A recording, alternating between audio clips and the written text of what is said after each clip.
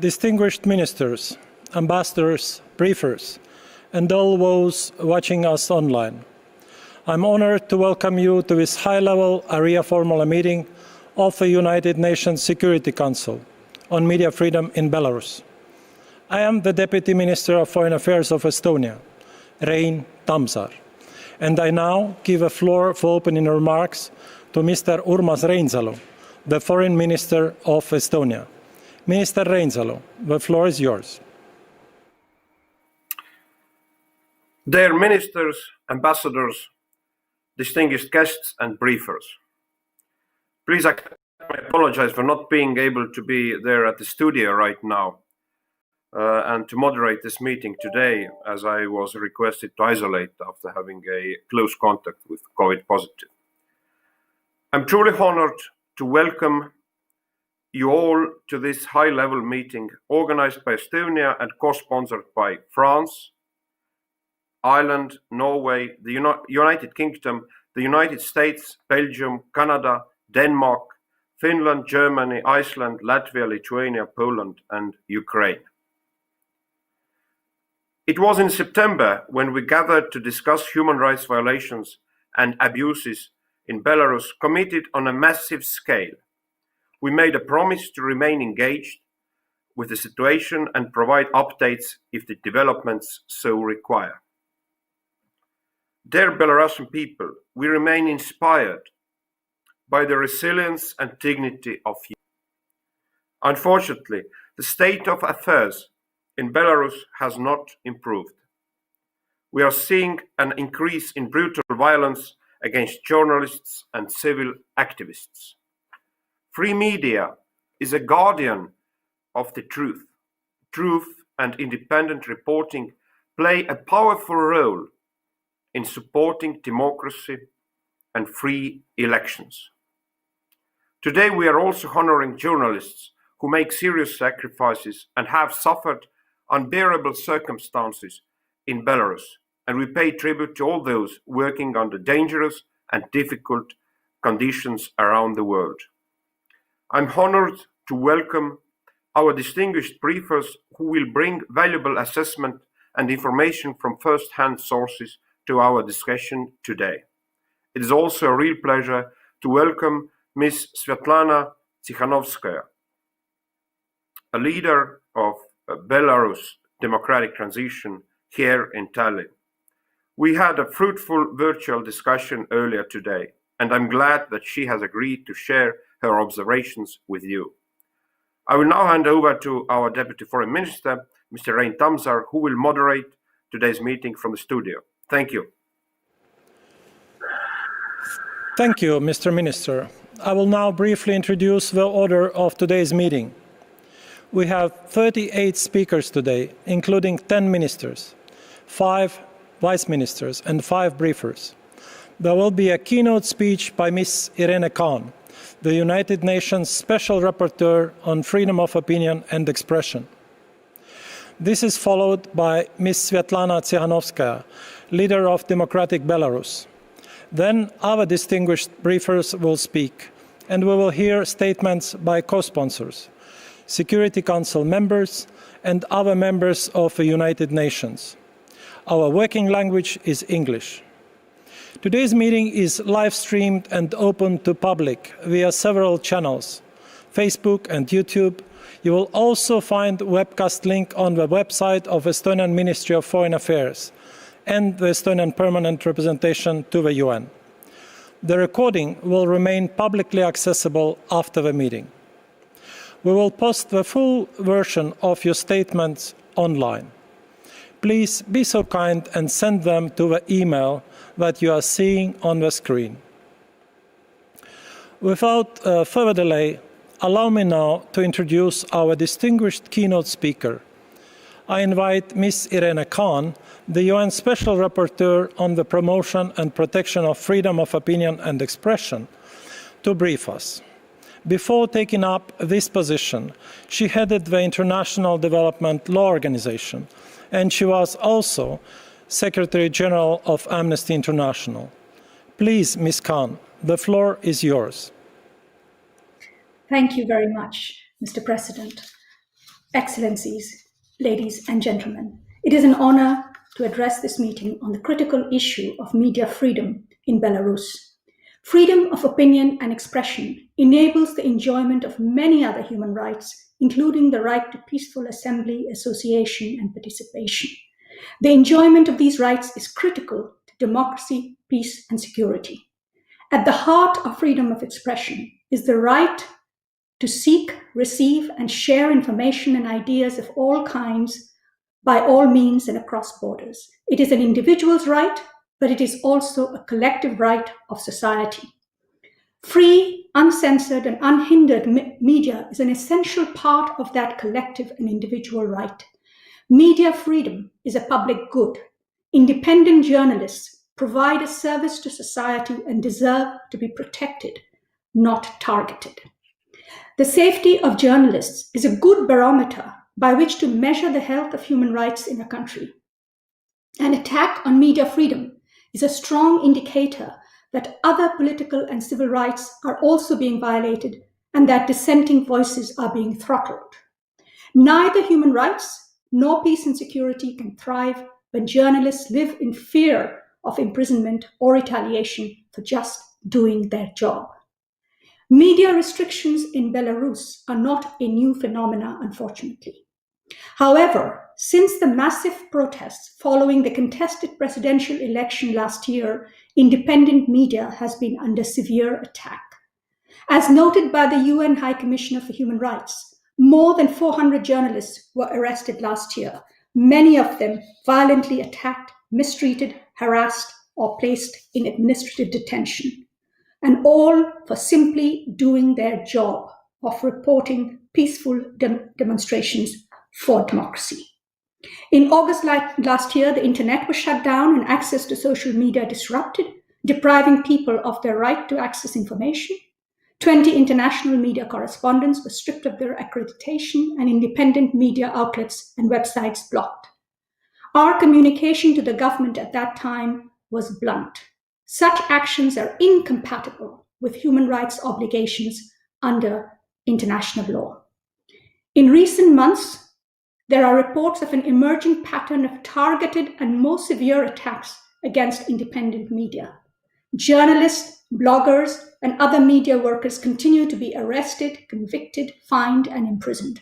Some are released hours after, others are detained for longer periods or confronted subsequently with severe additional charges, including for organizing or participating in unsanctioned events. One journalist is reportedly being held in pretrial detention for disclosure of confidential medical information and false information, when, in effect, she was investigating the violent death of a peaceful protester. Journalism is being criminalized. On the one hand, no attack on a journalist has been investigated or prosecuted. On the other hand, the full force of criminal law is being brought to bear on journalists and media outlets, punishing those who dare to report and chilling others into silence. I am concerned that vague laws and a weak justice system are being used to muzzle media that dare to defy the official line. A recent example is the detention of 5 press club journalists who have been charged allegedly for tax evasion. Another is the Minsk court decision in December to revoke the media license of the online channel and website Tutbay. Meanwhile, there are reports that the print media is being driven out of business by the refusal of state printing houses and the postal system to serve them. Around the world, journalists play a critical role in exposing violations and promoting accountability. Silencing them entrenches impunity, encourages more human rights violations, and risks a downward spiral. I urge the government of Belarus to uphold its international obligations and release all journalists and others who are being detained unlawfully for exercising the right to freedom of expression, peaceful assembly, and participation, and to remove restrictions on independent media. I encourage the government, indeed I implore the government, to invite the UN Special Rapporteur on Belarus and myself to visit the country. Let me conclude by recalling UN Security Council Resolution 2222, which was adopted in 2015. It affirms a free, independent, and impartial media as one of the essential foundations of a democratic society. Protecting free media is a precondition for democracy and enjoyment of human rights. It is essential for the pursuit of peace and security. The people of Belarus demand and deserve no less. Thank you.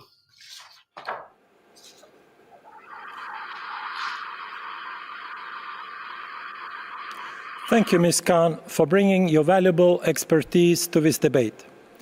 I now welcome to the stage Ms. Sviatlana Tsikhanouskaya, a candidate in the August presidential elections in Belarus.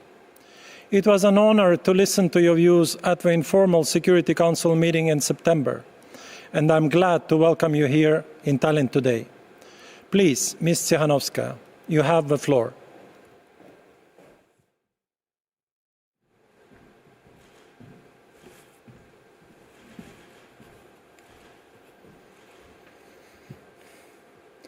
Dear members of the UN Security Council, I would like to thank the organizers of the discussion on media freedom in Belarus.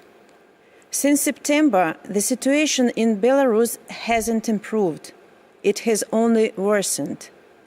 The protest against the fraudulent election in Belarus has been expressly peaceful. However, the regime responded with violence. Free media has helped to shed light on what is happening: unlawful detentions, torture, and murder of peaceful protesters.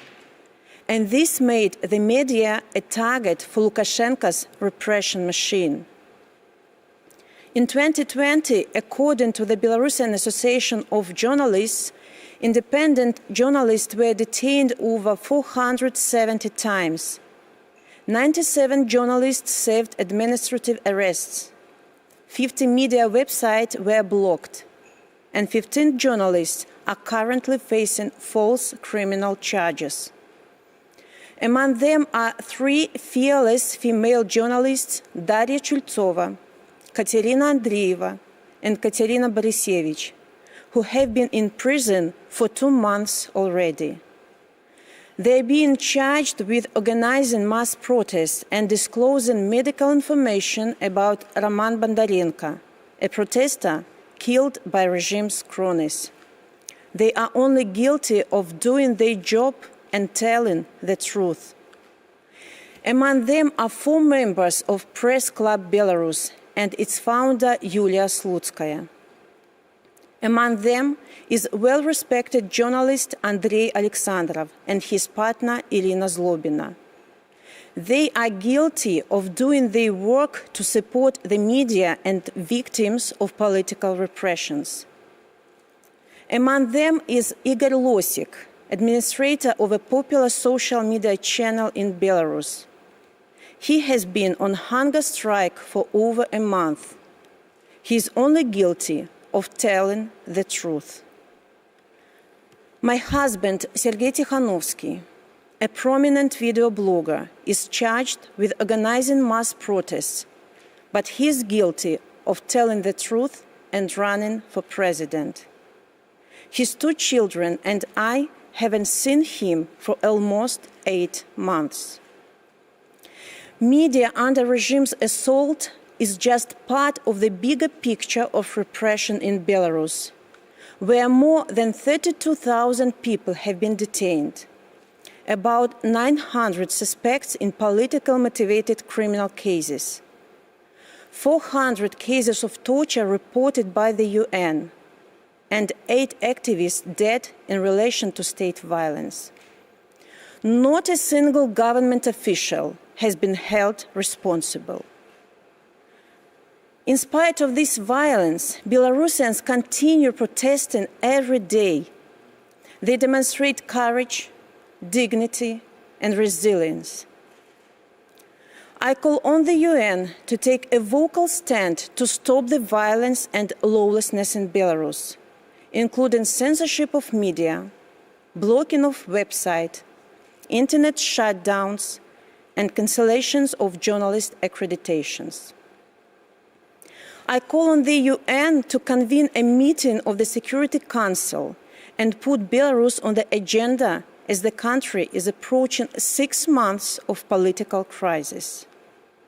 The world needs to pay attention to this crisis that can outgrow its boundaries. I call on the UN to support the recommendations of the OSCE Moscow Mechanism report. This will pave the way to create conditions for political dialogue that will help conduct free and fair elections. Our peaceful protest is not only the fight for freedom and dignity in Belarus, but also a critical test for international democracies. Thank you. Long live Belarus.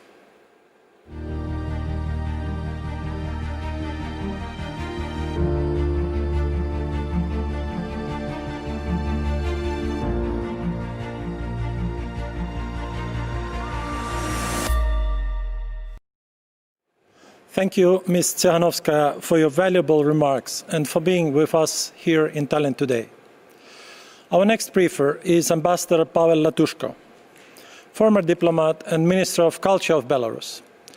Currently, Mr. Latushko is a member of a Presidium of the Opposition's Coordination Council and the head of National Anti-Crisis Management, the team developing a plan ensuring a stable period during the transition of power.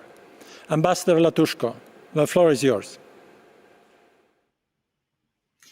Mr. Chairman, Madam Tsikhanouskaya, Your Excellencies, honorable participants, I would like to take this opportunity to thank the government of Estonia for initiative of such meeting and all co-sponsors for arranging this high-level briefing on the critical issue of media freedoms in Belarus. My remarks aim to put the struggle for the freedom of information in the wider political context and to highlight the essential role of independent media that show the abuses perpetrated by the Lukashenko regime. Honorable participants, it is well known that a person who seeks to accumulate excessive power targets those who will shine a spotlight on these efforts. Someone who evades transparency and accountability domestically is more likely to act in ways that can threaten international peace and security. Therefore, I welcome the initiative to strengthen links between the UN Human Rights Council and Security Council in that area. Belarus has consistently been ranked in the lower levels of the World Press Freedom Index, rated as not free by Freedom House and considered by the Committee to Protect Journalists to be amongst the top 10 most censored countries in the world. We have just had the vivid examples of journalist repression presented by Sviatlana Tsikhanouskaya. I may add that in October last year, authorities in Belarus deprived all foreign journalists of accreditation. Dozens of them were deported. The arrested journalists spent 1,200 days in the Belarusian prisons. This was part of systematic campaign by Lukashenko's regime. However, the sad truth is that independent journalists are not the only group facing systematic persecution in Belarus. The repression of citizens peacefully protesting has affected every single sector of Belarusian society: women, students, doctors, sportsmen, scientists, actors, etc. One awful example is the case of Elizaveta Bursova, an 87-year-old grandmother and Holocaust survivor, was convicted of unauthorized mass action for flying the former state flag on her balcony. Here we should express once again our support and solidarity with the illegally jailed journalists and all 189 persons considered to be political prisoners. Your Excellencies, honorable participants, it is clear to me and all the members of the Coordination Council that this repression will not stop without international scrutiny and pressure. Independent media plays a critical role in helping raise these problems. In this regard, I support the proposals to bring Belarus on the formal agenda of the UN Security Council. We would also like to invite the Security Council to analyze the brutal action of the illegitimate regime of Lukashenko inside and outside of Belarus.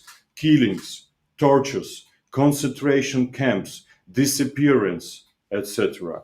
In the context of the definition of the state terrorism, which might at a later stage be referred to the International Criminal Court.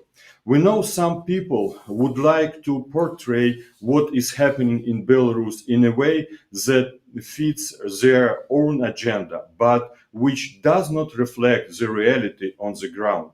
I would like to ask these people, Belarusian diplomats at UN. The first, we saw the video of premeditated killings in Belarus. There is no one case opened. Is it law or law violation? The second, thousands of people were tortured. Their applications with video proofs. Again, there is no one case opened. Is it law or law violation? The third, more than 32,000 detentions and arrests today and every day more. Is it marginal part of society? The fourth, approximately 500 journalists detained and arrested. Not 5, but 500. Is it freedom of speech? 9 journalists are in prison now. Several examples. Katerina Borisevich, internet portal Tudbay, told the truth about death of Roman Bondarenko, and there is already 3 months she has been in prison. Meanwhile, supposed to be suspected in crime, Baskov, the chairman of Hockey Federation, is walking calmly on the street and makes selfie with Lukashenko. And another, Lukashenko spokesperson, supposed to be suspected, Natalia Eisman, serves blini to dictator on TV. Again, no criminal case is open. Katerina Andreeva, she made online stream, also in prison. It is the same when journalists, for example, from CNN make stream from Capitol, USA, is detained and imprisoned. Is it freedom of speech? Igor Losik, blogger, 6 months in prison. Every month his criminal records are getting bigger and wider. Today he already has 3 criminal cases. He is on hunger strike. Today is the 38th day he denies to eat. His life is in danger. The fifth, journalists are highlighting meetings on the streets. They are imprisoned for participation. Journalists stopped to wear jackets with the word press on their back because they are shoot to kill. The last but not the least, Deputy Minister of Internal Affairs, Karpinkov, in his audio gives the order to shoot to kill, to shoot in face, create concentration camps. Do I need comment it? Maybe my former colleague, Ambassador Rybakov, will explain the world what all it is in frames of Declaration of Human Rights. So then I will offer to give him a book of Declaration of Human Rights printed on black paper with white words. And every time while entering UN headquarters, he passes exams by telling by heart articles of mentioned declaration. Let's admit and tell to the whole world that there is terroristic regime in Belarus and that destroys people just for the right to speak. What can United Nations and we together do with all that? Be united, strong in our noble aims. Thank you for your kind attention. Thank you, Mr. Latushko, very much for joining us and sharing your views. Let us proceed with observations of journalists. I'm glad to introduce Mr. Stanislaw Ivashkevich, who is an investigative journalist and producer at Belsat TV. Mr. Ivashkevich is also heading a team of investigative journalists, publishing bi-weekly investigations of corruption. He was detained shortly before the presidential elections in Belarus, and twice later. Mr. Ivashkevich, the floor is yours. Ladies and gentlemen, I am honored to speak at this meeting. As was told, I'm the head of investigative team at Belsat TV, but during the protests, the resources of our news department at Belsat were strained, so I volunteered to help out the news department as a street reporter. And while doing the street work, I was detained twice. Each time I spent 2 days in jail, and each time I got a penalty of about $500. During my first 2 days in jail in August, we were taken out of our cells once for a beating. We had to run along a line of masked guards, each one of us getting a baton hit from each guard on the way. Like this, along the corridor, downstairs, and into the courtyard.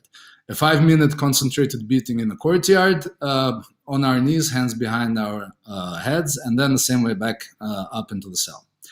That time, apart from that one beating, I experienced no more brutalities, and the guards were even reasonably polite. And the reason that I'm stressing this is that I found out later, when I got out of jail, that I was there in a very privileged treatment for some reason.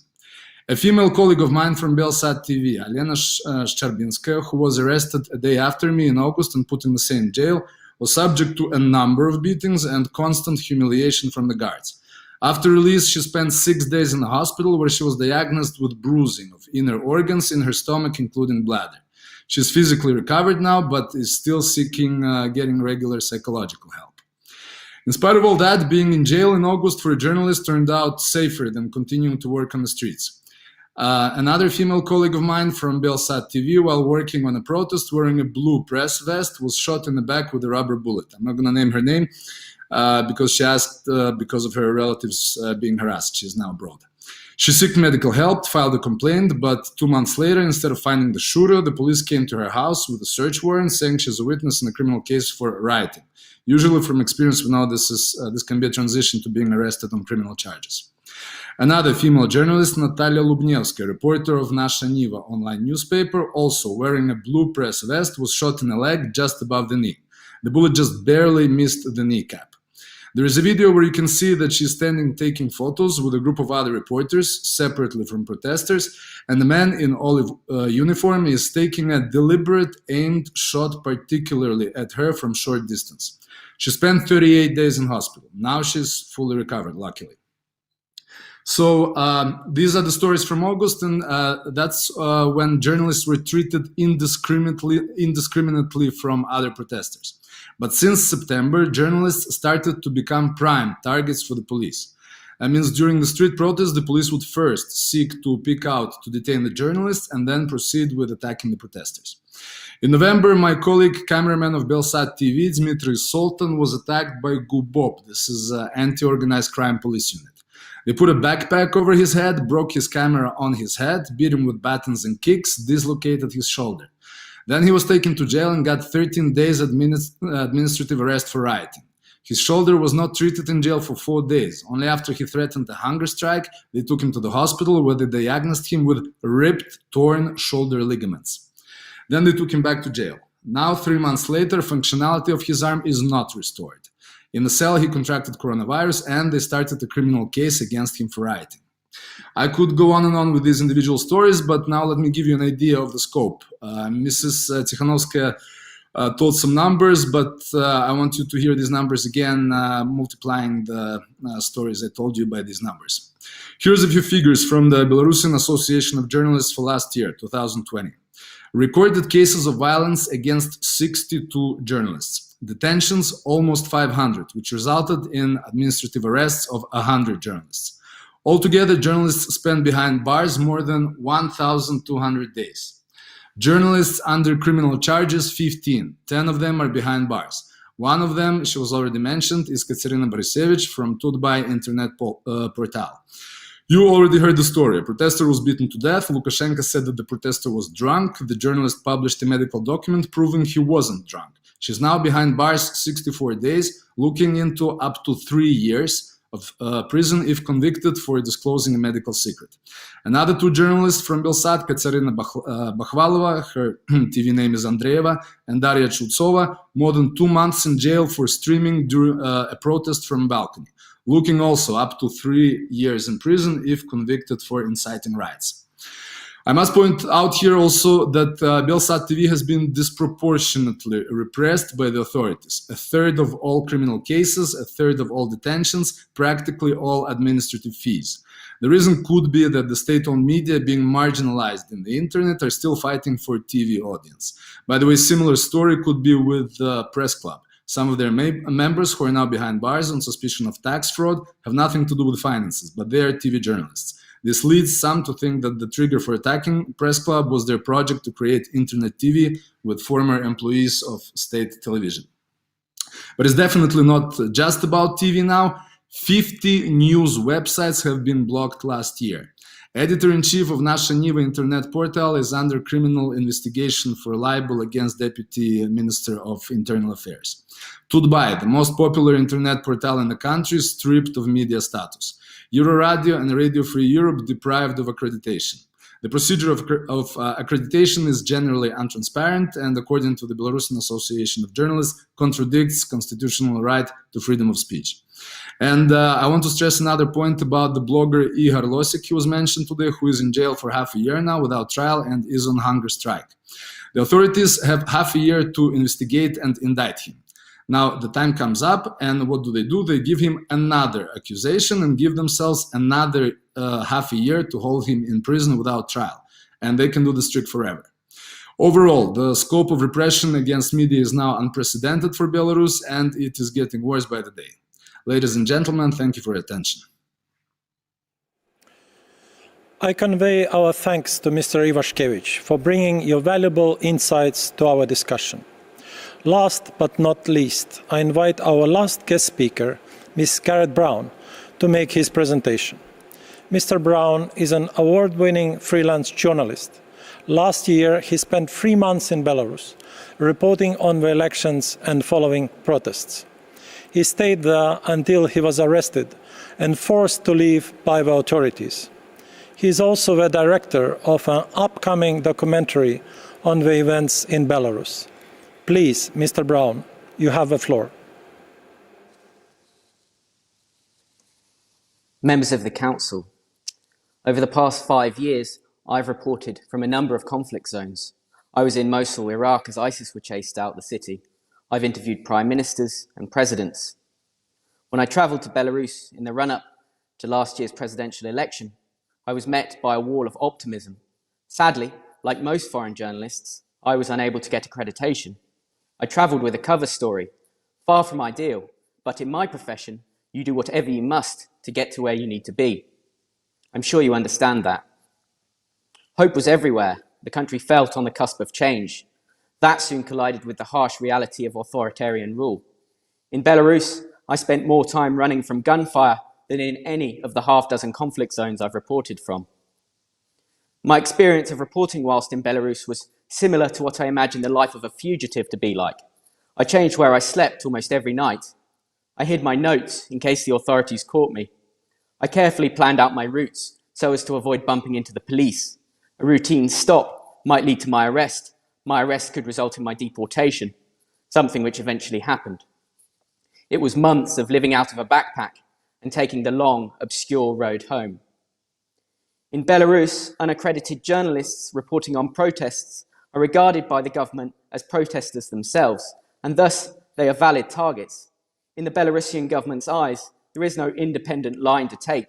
You are either with the regime of Alexander Lukashenko or against it. Of course, as journalists, we know this is not the case. We owe our allegiance only to the facts. We vow to write the truth always, regardless of the personal consequences. Last year, journalists in Belarus were detained on more than 470 occasions. They spent a collective 1,200 days behind bars. 4 newspapers were closed down, and 50 news websites were blocked. You've heard these figures already, but I wanted to reiterate them. If you want a mental image of the security forces' attitude towards journalists, imagine a place where masked men with batons chase a man armed only with his notebook through a woodland late at night. Imagine a place where a cameraman must treat himself for shrapnel wounds before he can edit his footage from the day. Imagine a country where the internet is completely blocked for 3 days so a government can hide its crimes. I need not imagine these events as they happen to me and to my team. To report in Belarus is to embody the very values which the regime of Alexander Lukashenko fears most. The Amon have shotguns and water cannons, but they know that ultimately none of these are effective against the power of honest reporting and truthful testimony. Having already lost the argument, the regime spares no effort in attempting to suppress journalism. They are at times quite literally attempting to shoot the messengers. Foreign journalists are denied accreditation. Those who decide to chance their luck are often pulled out of line at passport control and deported. Local reporters are arrested on bogus charges and imprisoned illegally. Their families are harassed and their reputations slandered. Their employers are threatened with legal action. Some are even beaten. Journalists frequently fall victim to the very crimes they are attempting to report on. Now, I have painted a rather bleak picture. Certainly, it is one I would not have shared with my mother before travelling to Minsk. The good news is that despite their best efforts, the regime is losing, and they know it. Every day, facts emerge and reports are published, all thanks to brave journalists, both foreign and local, though overwhelmingly the latter. Leaks and recordings from within the heart of the Lukashenko regime emerge. Do not kid yourself into thinking these revelations would come to light regardless. The journalists behind them are often barely visible, but they are critical to their unveiling. Ultimately, the truth about the rule of Alexander Lukashenko will come out. Indeed, it already has. Journalists are merely the shepherds of that process. My reporting experience in Belarus, a country I fell in love with during my short time there, ended bitterly, with a beating by 2 men in plain clothes in a stairwell late at night. I have no doubt they were KGB. As I hugged the cold concrete, taking blows from their fists and knees, I regretted absolutely nothing. The Belarusian story is one worth telling, and so it is one worth hearing. It is a testament to the journalists working in such trying circumstances that so much news does make it out of the country. As my Belarusian colleagues will tell you, some stories are so important they are worth the risks, even a beating in a cold, dark stairwell. I was mistakenly released the same night with a fat lip and some bruised ribs. It was proof to me that the regime's cruelty to journalists was matched only by its incompetence as a censor. A few days later, I was told to urgently report to a police station, and there began my interrogation. Like many, I'm now forbidden from returning to Belarus. Of course, as journalists, we shouldn't have to work in such circumstances. We should be able to hold power to account without any of the aforementioned risks. Lukashenko often says his country is not ready for democracy, and that a truly free press is anathema to the Belarusian psyche. Yet my work would not have been possible without the help of the Belarusian people. The Yanas and Ivans, the Yulias and the Mashas, and many others, all who put themselves at great risk to arrange, to translate, and to help me. Instinctively aware of the importance of a free press, my reporting in Belarus would have been impossible without their commitment to getting the truth out. I was merely a visitor in their country. They are living the battle for a free press on a daily basis, and they know just how important it is. We must do good by them. We must continue to give Belarus inches in international newspapers and minutes on the nightly news bulletins. Their struggle is historic and newsworthy. We must continue to support the brave journalists of Belarus with training, legal protection, and offers of asylum where absolutely necessary. Some have been beaten, others are detained in a Krestina, yet they continue to work. That today's meeting is taking place is a testament to the importance of journalism in Belarus. If Lukashenko had had his way, we would have little to talk about. We'd have no reliable reports to discuss, and no clear image of the devastating crackdown that began last summer. Thankfully, we have a very good understanding of the crimes that are being perpetrated in Belarus. We must not take this for granted. One should not support a free press because one wants the revolution to succeed. One must support a free press per se, because it is only through a free press that the truth about the regime of Alexander Lukashenko can ever emerge. Next time you are reading a story about the crimes being committed in Belarus, ask yourself how it came to be written. Ask yourself what risks journalists might have taken. And most importantly, ask yourself if you would have heard that story without the reporter's efforts. Ask yourself these questions, and I'm sure you too will realize the importance of today's subject. Thank you for your time, and thank you to the people of Belarus. Thank you, Mr. Brown, for adding your voice to the discussion.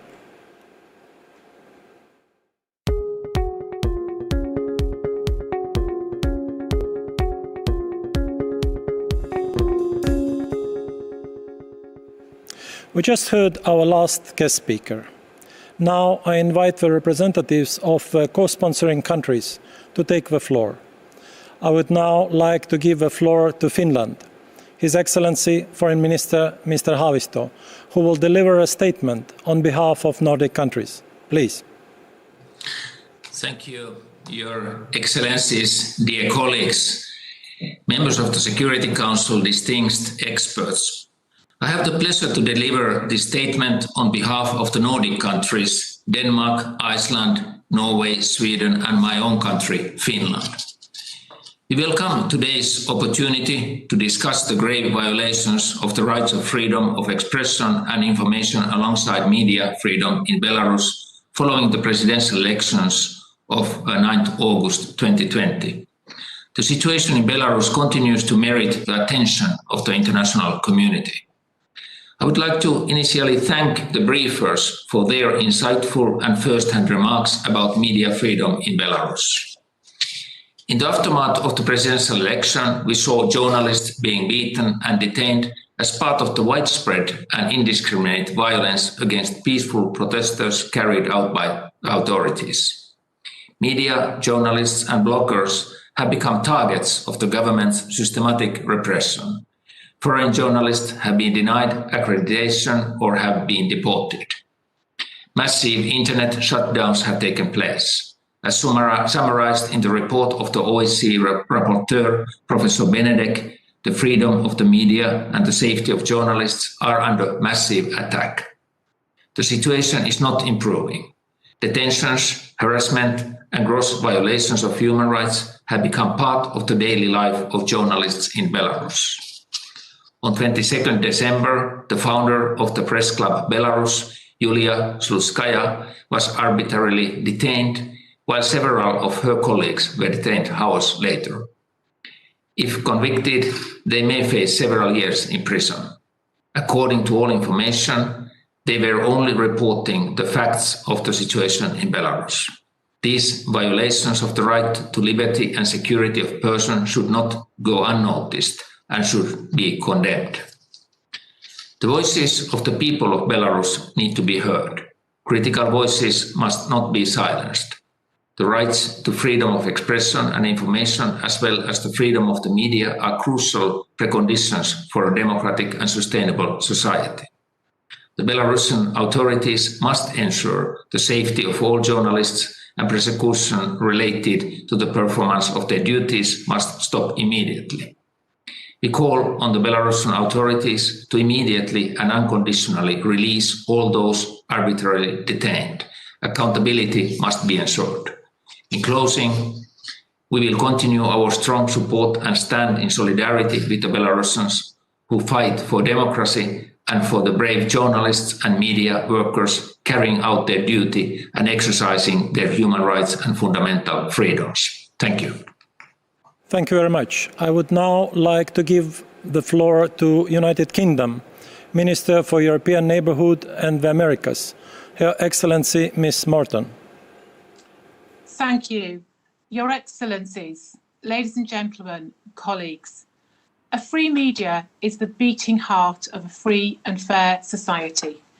It is essential to the protection of human rights, justice and fundamental freedoms. Without it, a country cannot function properly, economically, socially or spiritually. It is not an overstatement to say that without a free media, people cannot be free at all.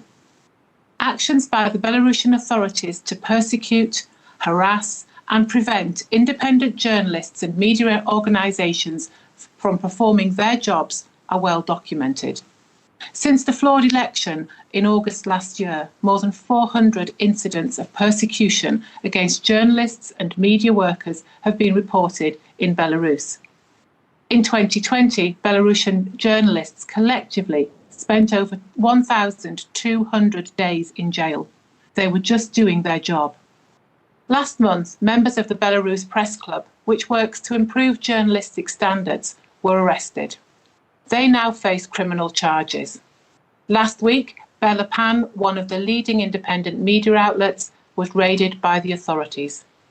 These are not isolated incidents, but just two recent examples of the authorities' wider campaign to suppress opinion and stifle expression.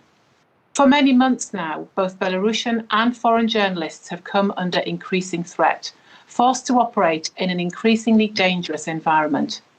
They face the risk of detention or violence at the hands of the authorities. In December, Reporters Without Borders named Belarus as the most dangerous place for journalists to operate in Europe. And yet, independent journalists and media organisations continue, as best they can, to report what is happening inside the country. For that, they should be commended. The UK continues to work with partners to get funding to the independent media in Belarus most in need of support. And today, I want to reconfirm the UK's unequivocal condemnation of the targeting, harassment and detention of journalists and media workers in Belarus by the authorities. As we have done before and will continue to do, we call upon Belarus to guarantee media freedom and to respect international human rights law. We strongly urge Belarus to respect freedom of expression for all and to implement the OSCE Moscow mechanism recommendations on freedom of expression and the media. Journalists and other media workers unjustly detained must be immediately released, and those responsible for attacks on journalists and media workers must be held to account. This issue is critical and it is urgent. We wish for Belarus what we wish for all member states, for its media to be a beacon of freedom in a troubling time. Thank you. Thank you very much. I would now like to give the floor to Poland. Minister of Foreign Affairs, His Excellency Mr. Rau. Excellencies, I wish to thank my colleague, Minister Urmas Reinsalu, for this important initiative to convene a United Nations Security Council meeting on media freedom in Belarus. I am also grateful to all distinguished briefers for their valuable contributions. The shrinking freedom of media in Belarus raised serious concerns in the past, but the year 2020 turned out to be particularly dire for the media and their workers in that country. Nearly 500 journalists and media activists were detained in Belarus last year, most of them after the presidential elections. Hundreds of journalists have been subjected to repressions, including violence, torture, or mistreatment. A number of foreign journalists were deprived of accreditation. Internet shutdowns and restrictions of access to independent news portals have been commonly used by the authorities.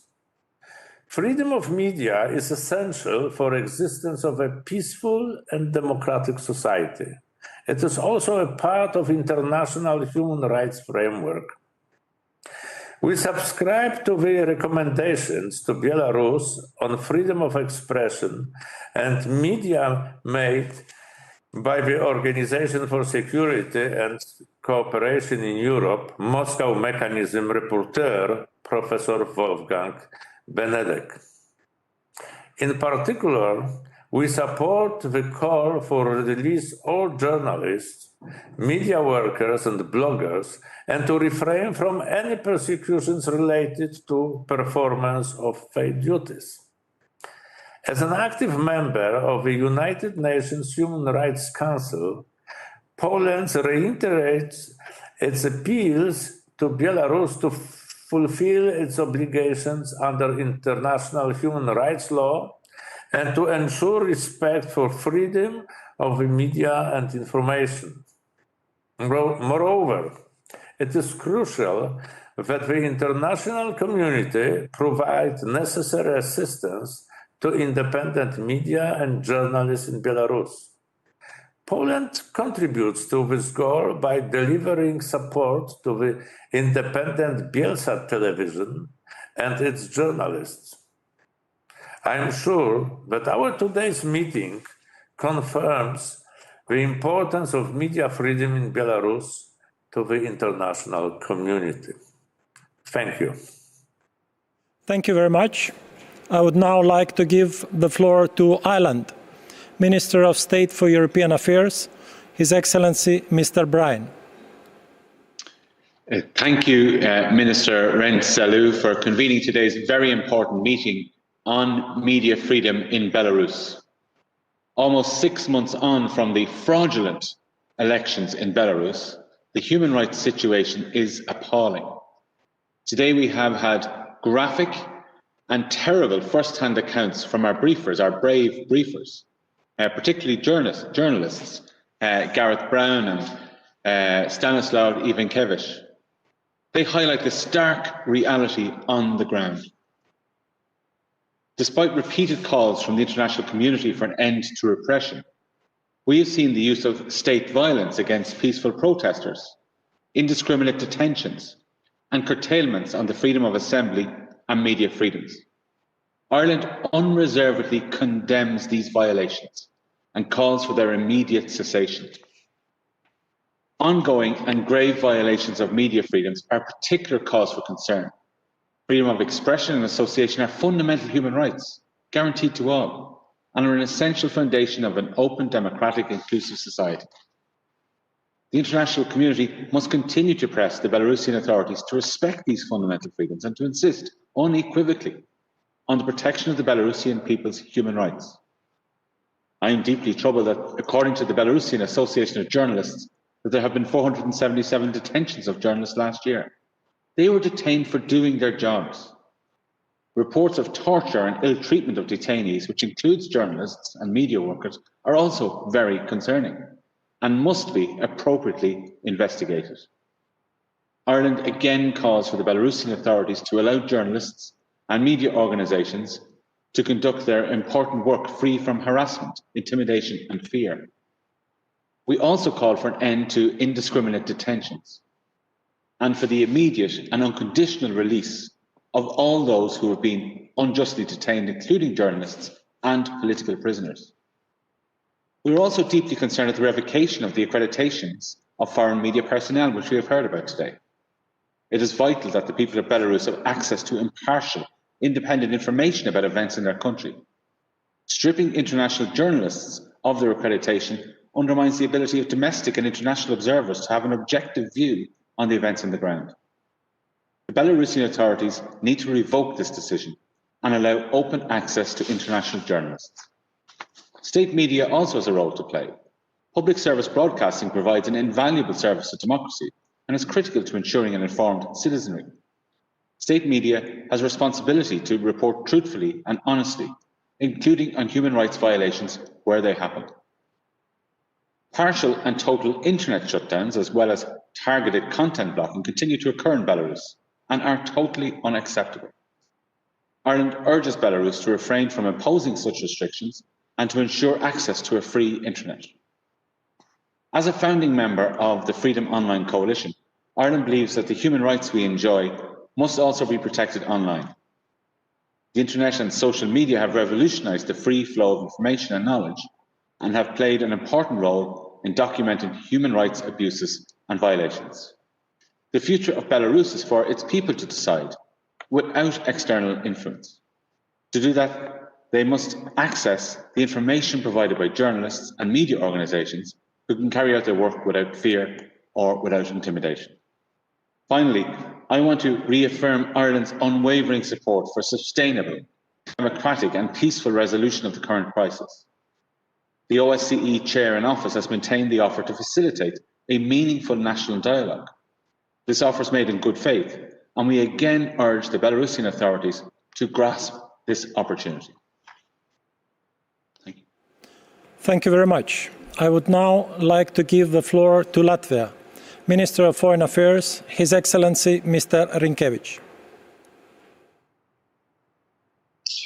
Thank you very much. And first of all, I would like to thank Estonia for convening this meeting.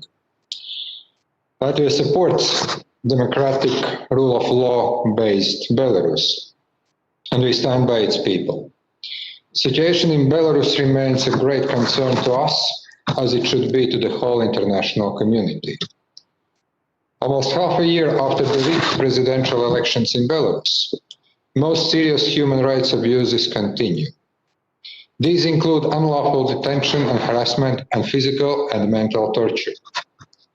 Journalists are amongst those who suffered the most. They pay the price for their courage in telling the truth.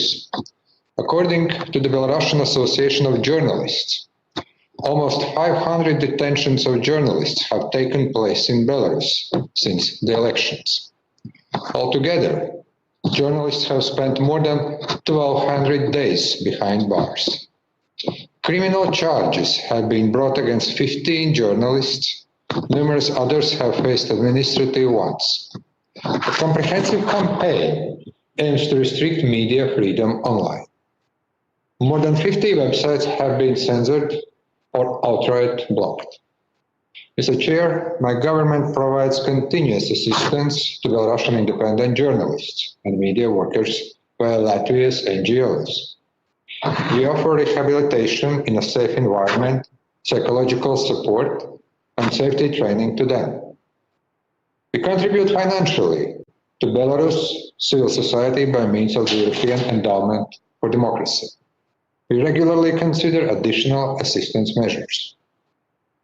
Latvia was amongst the invoking states of the OSCE Moscow mechanism. It resulted in a timely and evidence-based report on persecutions against the civil society in Belarus, including journalists.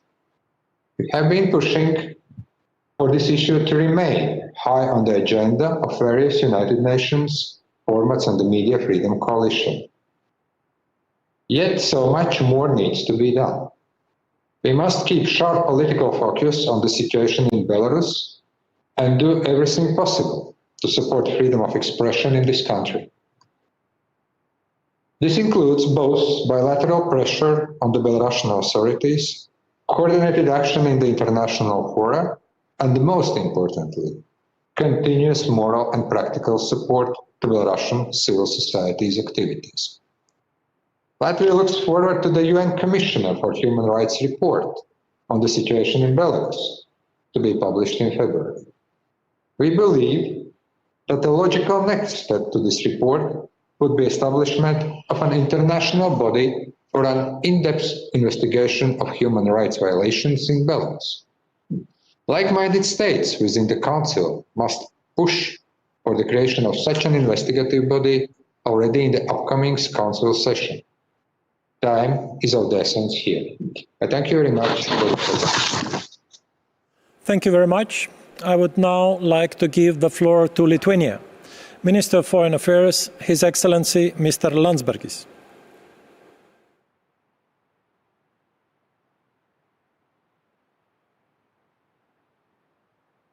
Please unmute your mic.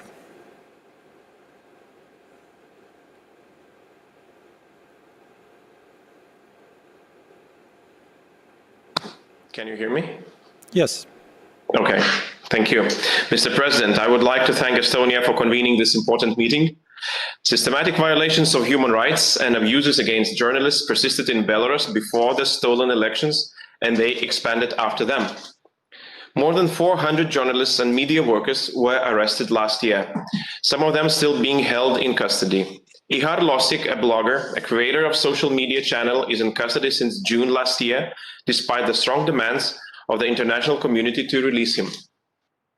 Ihar is on hunger strike for more than a month now and needs immediate medical attention. 2 months have already passed since Tut B, journalist Katarina Borisevich was arrested, her detention period has not been published. Belsat journalists Katarina Andreeva and Daria Chultsova have been kept behind bars since 15th of November. There are just few examples to show how criminal proceedings are used to prevent media workers from doing their job. Besides arrests and detentions, the Belarusian authorities use a whole range of other measures against journalists. Revocations of accreditations for foreign journalists does not allow them to timely report on events of public interest, such as protests taking place across the country. Wide practice of blocking independent media, opposition websites, and internet access continues. We have initiated the joint statement on behalf of the co-chairs of the UN Group of Friends for the Protection of Journalists on the situation in Belarus in September 2020, which was supported by 54 UN members and member states and EU. We are also concerned about the role and influence of the Russian state media representatives who arrived to replace Belarusian employees at the state television and radio broadcasters after they joined the peaceful demonstrations. With the help from the outside, the Belarusian state media has launched a campaign spreading biased information about the situation in Belarus, in disseminating disinformation about neighboring countries. Therefore, we call on the Russian Federation to refrain from interfering in the domestic and foreign policy of Belarus. We strongly urge the Belarusian authorities to respect the freedom of expression and to refrain from the use of force against journalists and media workers, to stop arbitrary arrests and detentions, and to investigate violations effectively. We also urge the Belarusian authorities to cooperate fully with the UN Special Rapporteur on the situation of human rights in Belarus, including by allowing her access to visit the country and to meet freely with relevant stakeholders, as well as we urge Belarus to implement the OSCE Moscow Mechanism report recommendations, including those on freedom of expression and the media. The increasing restrictions on independent media actors must stop. Thank you. Thank you very much. I would now like to give the floor to Germany. State Minister, His Excellency, Mr. Annen. Thank you to my Estonian colleagues. Thank you for arranging that meeting. Excellencies, ladies and gentlemen. Being a journalist in Belarus is like walking through a minefield, as Boris Grutsky from the Belarusian Association of Journalists told Deutsche Welle in an interview a few weeks ago. After the sham elections of August 2020, the people of Belarus started calling for their democratic rights and have taken to the streets. They have done so peacefully, without exception.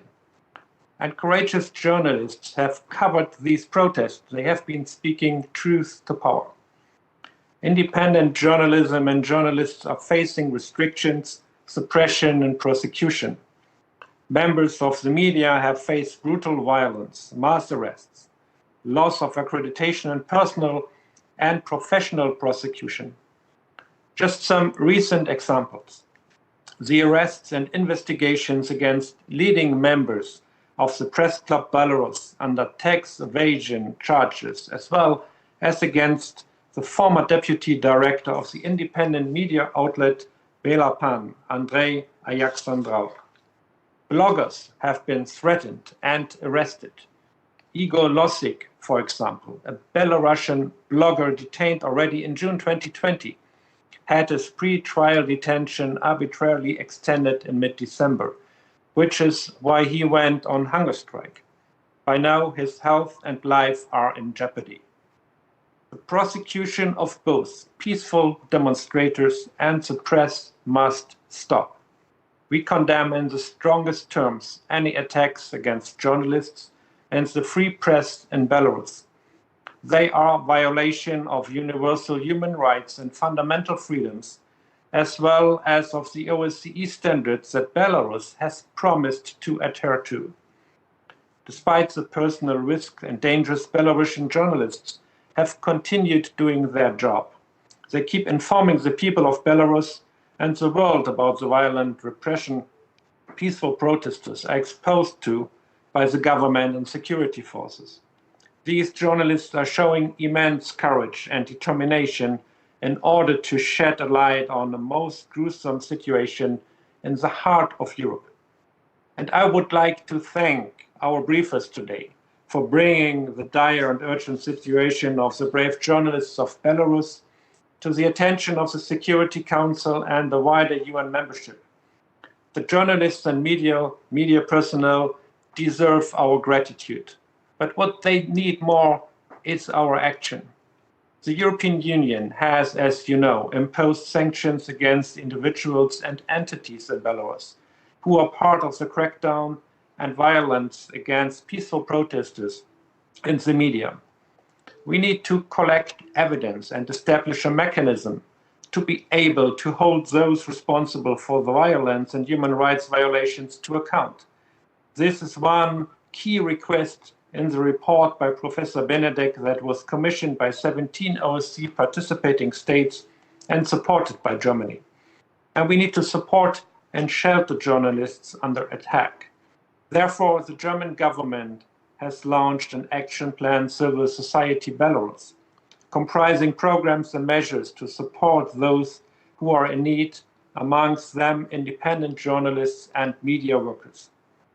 Ladies and gentlemen, excellencies, the persecution of the free press in Belarus is part of the political crisis brought about by election fraud and the massive human rights violations we have seen ever since. I call on Minsk to end the violence, to release the political prisoners unconditionally, and to stop prosecuting those serving on the Coordination Council. The authorities need to finally engage in a genuine and inclusive national dialogue. In this regard, we call on the Belarusian authorities to engage with the OSCE and take up the standing offer of the OSCE chairperson in office to facilitate dialogue. The European Union stands ready to provide assistance to facilitating a national dialogue, which must be underpinned by independent and free media and a free, vibrant civil society. Journalists must be able to report freely. Citizens must be allowed to peacefully express their views and to freely assemble. Let me conclude.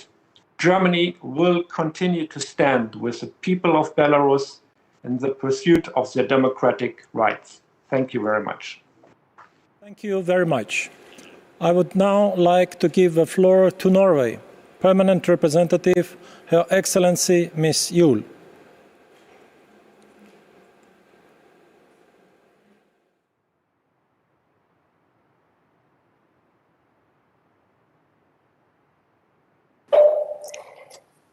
Excellencies, colleagues, we welcome the opportunity for dialogue on these issues today and thank our co-organizers for the initiative. As we made clear in our earlier joint Nordic statement, the Belarusian authorities continue to violate human rights on a daily basis. However, today we are highlighting the government's targeting of journalists, bloggers, and other media workers, particularly as part of a larger campaign of harassment and intimidation observed since August. Colleagues, there can be no free society without free media. The Belarusian government's detention, deportation, and harassment of journalists is an attempt to make it impossible for them to carry out their vital mission. Today we have heard credible first-hand accounts of the deplorable conditions of media workers in Belarus. No denials from the government can stand up to the mass of evidence presented today and in reports coming out of the country. The government's approach is leading Belarus down a road of further division and confrontation. We call on the authorities to stop the harassment of journalists and other media workers and to release those who have been detained. It is time for the Belarusian government to live up to its international obligations and protect the rights of all its citizens, including its journalists. We encourage Belarus to show its commitment to these obligations through engaging and following up on the recommendation of the Benedek report, and to bring to justice all perpetrators of human rights violations and abuses. I thank you. Thank you very much. I would now like to give the floor to Ukraine. First Deputy Minister for Foreign Affairs, Her Excellency Ms. Chaparova. Thank you, Minister Reinsalu. Dear Excellencies, dear Ministers, friends, I thank you, and Minister Reinsalu, thank you personally for organizing this event, not only as a Ukrainian official, but also as a former journalist from Crimea who abandoned the peninsula right after the occupation. We believe that what is happening today in Belarus is very alarming, and previous statements of my colleagues confirm this. Unacceptable violence against peaceful protesters continues. The number of politically motivated criminal cases remains alarmingly high. Hundreds of journalists have been arrested and are systematically repressed. Human rights violations serve as an early warning of a potential conflict, thus making the Security Council a relevant platform for a discussion of the situation in Belarus. Ukraine, as a good neighbor and friend of Belarus, has a keen interest in maintaining dialogue and cooperation based upon democratic values. Along with the absolute majority of our neighbors, we support the vision of the independent, sovereign, and prosperous Belarus, where human rights and freedoms are respected. Such Belarus will be a key element of regional stability. Unfortunately, we are not yet there. Not only because of the events after the presidential elections in Belarus, but also because Russia continues its political games, trying to ensure its full control over the country, including by strengthening its military presence, thus threatening stability and security of wider region. Dear colleagues, we join international partners in urging Belarus authorities to address the legitimate demands of its people and to respect their will, including an inherent right to freely choose their future. I would like to once again encourage the Belarus authorities to uphold the right of freedom of expression and opinion and ensure a vibrant media space. It is vital to investigate any attacks on the press and to hold those responsible to account and ensure that journalists are provided with the necessary protections, accreditation, and access that they need to do their job. I would like to reiterate once again that Ukraine is in full solidarity with the Belarusian society and stands ready to assist Belarus in overcoming current political crisis. Ukraine supports the idea that the OSCE, under the Swedish OSCE chairmanship in office, should play an active role in facilitation of a national dialogue aimed at resolving the political crisis in Belarus. Ukraine, including within the Lublin Triangle, is also ready to offer mediation to the Belarusian society and official authorities. And finally, it is of paramount importance to ensure that Belarus continues developing successfully as a truly sovereign and independent European state where the fundamental rights and freedoms and the rule of law are respected. Thank you. Thank you very much. I would now like to give the floor to United States of America. Acting Representative, His Excellency Mr. Mills. Thank you, Mr. Deputy Minister. I have to begin by thanking the briefers for their compelling, sobering, and in some places heartbreaking statements today. The world needs to hear their voices. I doubt there is a person anywhere in the world who cares about human rights, who cares about democracy, who hasn't been inspired by the Belarusian people's fight and continued peaceful calls to determine their own future. As we heard from the briefers, journalists in Belarus have worked in a hostile environment for many years. Journalists have been subject to arrests, arbitrary violence, harassment, but it's clear the government's intimidation of journalists has significantly intensified following the clearly fraudulent presidential elections last August. And in an attempt to suppress these challenges to those fraudulent election results, Belarusian authorities have resorted to arbitrary arrests and detentions. What we've heard about stifling media organizations of their licenses and journalists of their credentials is, again, shocking. The government of Belarus is reverting to such oppressive, drastic means to hide the truth, to avoid its own accountability for human rights violations. But what's inspired me listening today is hearing how that even in the face of this, brave journalists continue to play an essential role in uncovering the facts about the fraudulent election last August and the ongoing crackdown against peaceful protesters and civil society.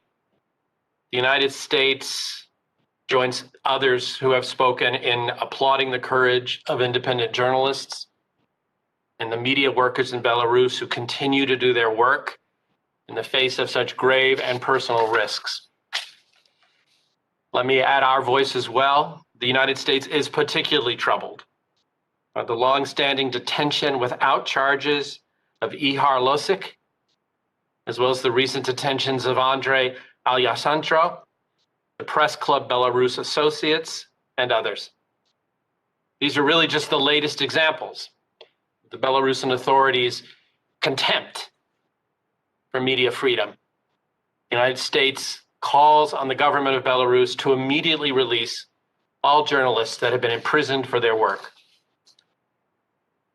We also want to highlight in this forum the Ukraine National Police's recent release of evidence that indicates Pavel Shirimet may have been targeted by the Belarusian authorities for assassination as early as 2012, even after he had been forced out of his homeland due to repression. He was tragically killed by a car bomb in Kiev on July 20th, 2016. His close friend, fellow journalist Dmitry Zavadsky, disappeared in July 2000, and we continue to call for a transparent investigation into his disappearance. Protecting media freedom in Belarus is now more important than ever to shine a light on what is happening in that country. The United States reiterates its call for Belarusian officials to respect media freedom, stop intimidating and harassing journalists, and release all of those who have been unjustly detained. Belarus should also remove limits on access to the internet and independent media websites. Belarus must immediately cease using the press accreditation process as a means to stifle free speech and to apply political pressure. And the United States calls on the authorities to stop intimidation by imposing excessive fines and, as we've heard, through the improper use of audit and tax laws. Let me end by just saying the United States stands with the Belarusian people. We support the sovereignty, the independence, and the territorial integrity of the Republic of Belarus. We are deeply concerned by Russia's willingness to intervene, and we are watching Russia's actions closely, including its insertion of journalists from Russian state-controlled media into Belarusian state-controlled outlets, replacing Belarusian journalists and Belarusian technical personnel. We renew our calls for Belarusian authorities to grant the UN Special Rapporteur for the situation of human rights in Belarus access to the country in order to conduct a full inquiry. Again, thank you, Mr. Deputy Minister, and thank you to our briefers. Thank you very much.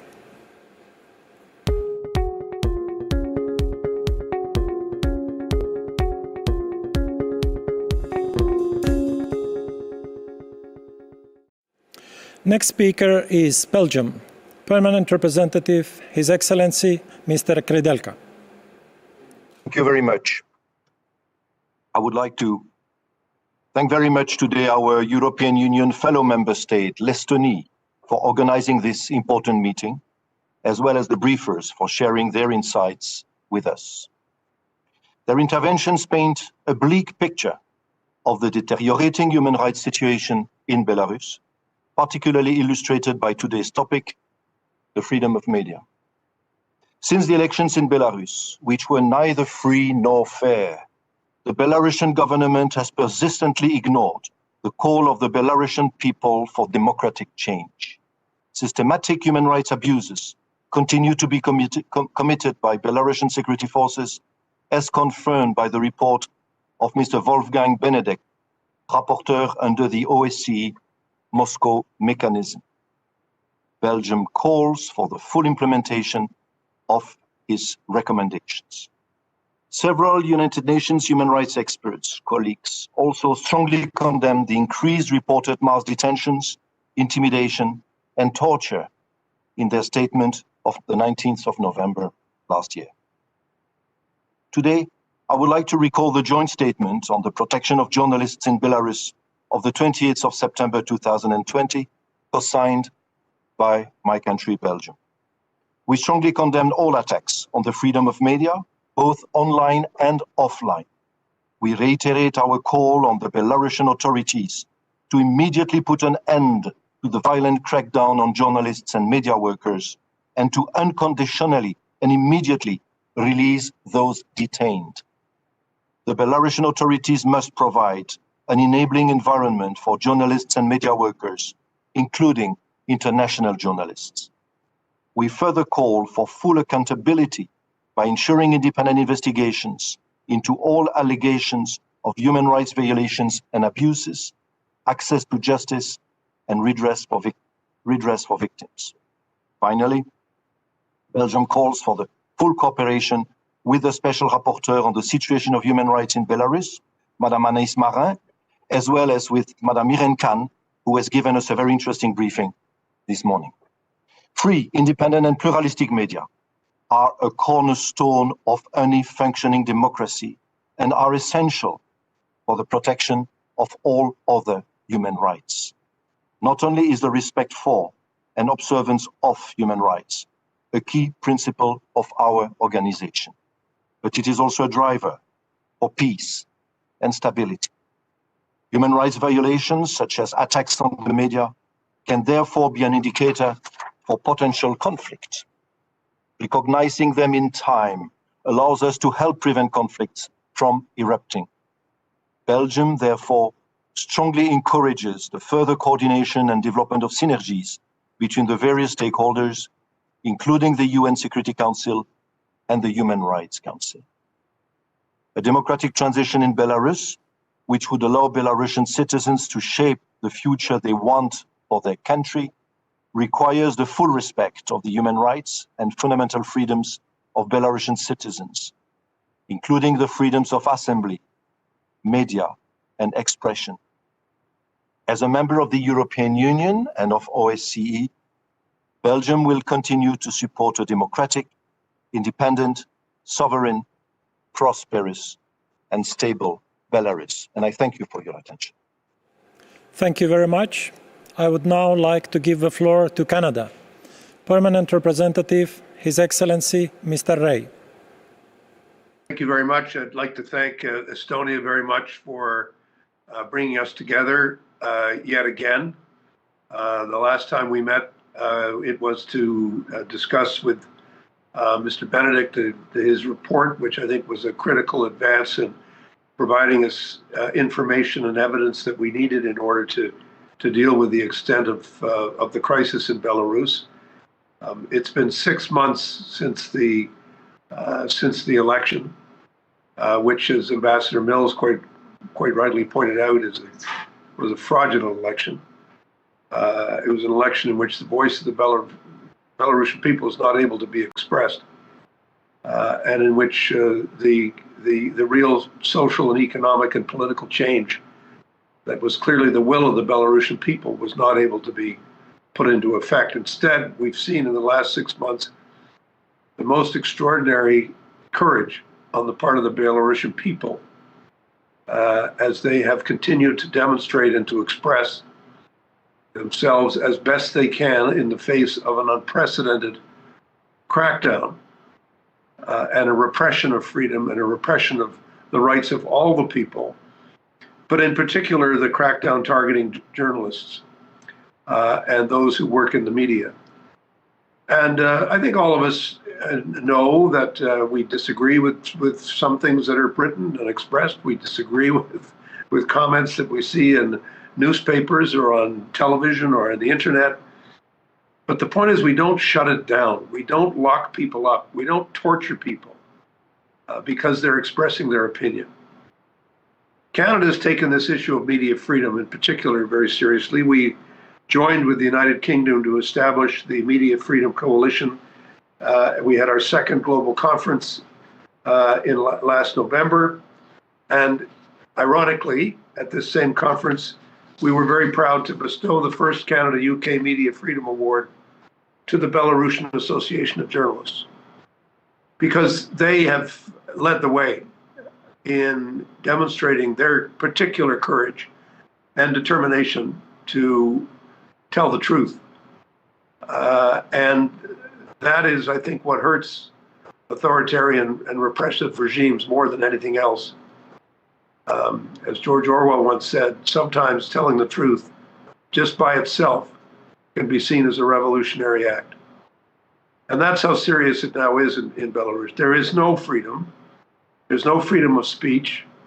There's no freedom to write. There's no freedom to express yourself. There's no freedom to associate. And there's no freedom to free and fair elections. These are the facts. This is the truth. All the rhetoric to the contrary won't take away those facts and that truth. And the people who are demonstrating that more clearly than anyone else are all the people of Belarus, but in particular, the journalists who are working in the field and trying to get at the facts and get at the truth. We know, in fact, that journalists have been stripped of their accreditation. They've been illegally detained. They've been tortured. And they've had criminal charges brought against them.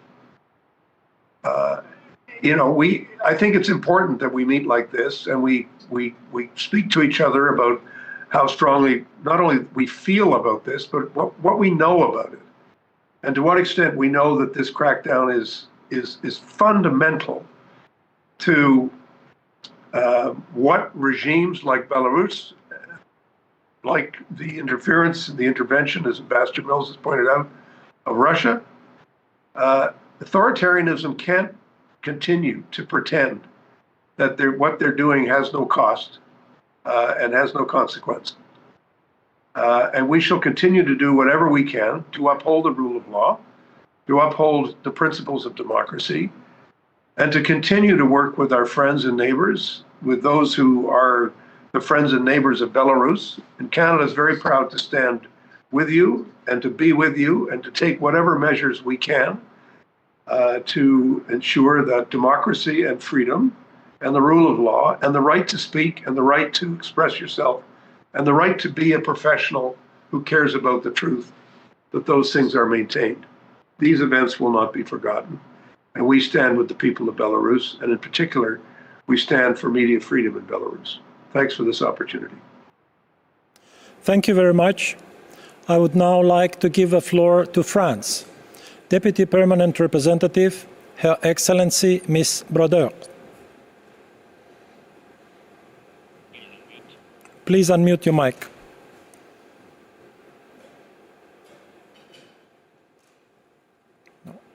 Can you hear me now? Yes, please. Sorry. Thank you, Mr. Secretary General. I would like first to thank Mrs. Sviatlana Tsikhanouskaya and all the panelists for their briefing and their very interesting and stark presentation of the situation. We remain very concerned about the serious deterioration of the human rights and fundamental freedom situation in Belarus, especially with regards to the freedom of expression, assembly, press, as well as allegation of torture and cruel, inhuman and degrading treatment before the presidential election of August 9th, 2020, and in its aftermath. In this very dire, stark context, the situation of journalists and media workers is particularly worrying. Detentions, imprisonment, torture, as well as death threats are part of the daily life of journalists in Belarus, as our testimony today have underlined. France, together with the other co-chairs and members of the Group of Friends for the Protection of Journalists in New York, conveyed this concern through a statement last September over the multiple reports of harassment, arbitrary arrest, persecutions and detentions of journalists and media workers, as well as the human rights defenders, other members of the Belarusian civil society, and people seeking to peacefully exercise their civil and political rights.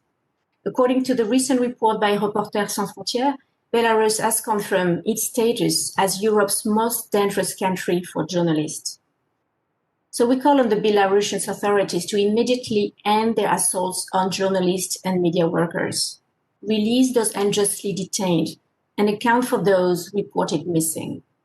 Journalists and media workers must continue doing their job, as it is vital for the people of Belarus to have access to impartial, independent information about events in their country.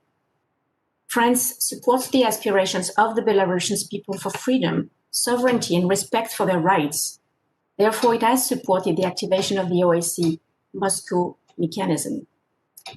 The report published by Professor Benedek in this framework is based on a very rigorous, impartial methodology, relevant information, evidence, interviews online, and a wide range of direct testimonies. And its conclusions are clear.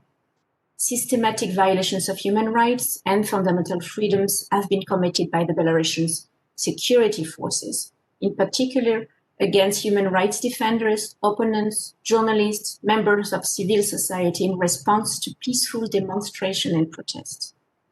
Mr. Benedek's report offers a series of recommendations.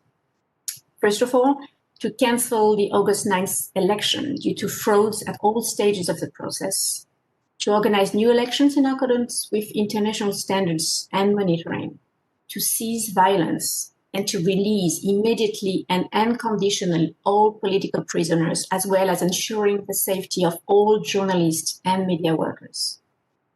We call on the Belarusian authorities to seek a peaceful and democratic solution to the current situation in an inclusive dialogue with Belarusian society and to accept offers of a mediation, notably in the framework of the OSCE. We call on states that have an influence on Belarus to use that influence to make the repression stop. We will continue to follow all developments closely in Belarus. Thank you very much. Thank you very much. I would now like to give the floor to Estonia. Minister of Foreign Affairs, His Excellency Mr. Urmas Reinsalu, please.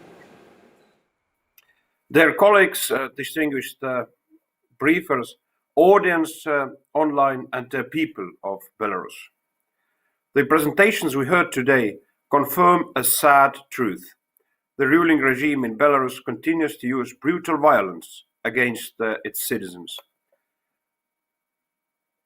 Peaceful protesters who stand up for their rights and dignity, and the attitude of the authorities was revealed by a recently leaked recording where the Deputy Minister of the Interior of Belarus refers to the need to use lethal force against protesters and to send an excess number of people to prison camps. We have heard how representatives of free media, journalists, cameramen, bloggers have been turned into a target for the government's repressions along with the protesters. We have been alarmed to learn about the authorities of Belarus harassing, severely beating and detaining journalists and other media workers. Restricting media freedom includes the widespread use of administrative detention and criminal charges against journalists. International journalists working in Belarus have found their accreditations revoked, and this crackdown has been intentionally targeting journalists to deny the people in Belarus and all of us the right to access the information. All these developments are a matter of serious concern at international level. A free press is vital for human rights, justice, and sustainable development, and thus also for peace. Independent media is an integral part of resilient, inclusive, and democratic societies. With their findings and stories, journalists can contribute to future investigations of crimes committed. A free press can play a key role in helping prevent crises from turning into full-blown conflicts. And we have seen the pattern whereby the crackdown on press freedom is often coupled with broader violations on human rights. There are voices who say that all we have heard today are unfounded claims and speculations. The evidence, however, is overwhelming. An independent report made under the OSCE Moscow mechanism has provided evidence of the falsification of elections and violation of human rights on a massive scale. The report also drew attention to continued attacks on the freedom of the media. Reporters Without Borders have described the situation as an unprecedented crackdown and recognized Belarus as Europe's most dangerous country for journalists. These alarming reports and figures can't be ignored. The recurrent violence and repressions against journalists must end immediately. Impunity must be fought, and all those imprisoned for political reasons, including journalists, media workers, and bloggers, must be released unconditionally. Just as the people of Belarus do not tire of standing up for the basic human rights and resisting violence, the international community must maintain its focus on what is going on in Belarus, monitor the situation closely, and take action. Those responsible for attacks must be held to account. It is necessary to establish an independent international mechanism to investigate the crimes committed. Accountability must prevail. Citizens' initiatives in Belarus have recorded a large amount of evidence of the use of violence by the authorities against peaceful protesters. Evidence of serious human rights violations needs to be stored for independent prosecution. Estonia will not tire of raising human rights, including respect for media freedom and international fora. In that context, I cannot but address a matter of deep concern to the international community: the detention of the opposition leader Alexei Navalny in the Russian Federation. We join the call of Office of the UN High Commissioner for Human Rights for Mr. Navalny's immediate release and for his due process rights to be respected in line with the rule of law. Thank you for your attention, and I'm glad we hosted today Madam Tsikhanouskaya. Thank you very much. Thank you very much, Mr. Minister.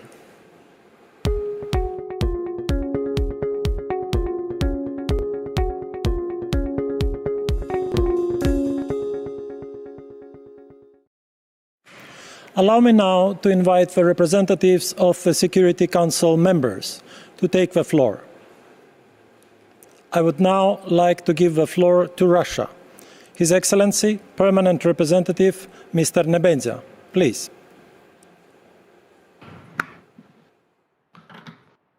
His Excellency, Permanent Representative, Mr. Nebenzia, is at some other occasion. I'm here as First Deputy Permanent Representative of Russia to the United Nations, and my name is Dmitry Polyansky, Mr. Chairman. First of all, I would like to advise the organizers from the outset that my statement will not be limited to 3 minutes, because obviously one needs to balance briefers and the co-sponsors speaking at average 5 minutes each and presenting one-sided politicized approach. Let me say it clear to my Estonian colleagues: today, Arria-meeting runs contrary to the working methods of the Security Council clarified in the note 507 of the President. This document clearly defines that an Arria-meeting is an informal forum for enhancing deliberations. But Belarus is not on the Council's agenda, and the Council has not been deliberating on the situation in this country. Therefore, today's meeting represents a clear provocation and a blatant attempt of interference into internal affairs of a sovereign state.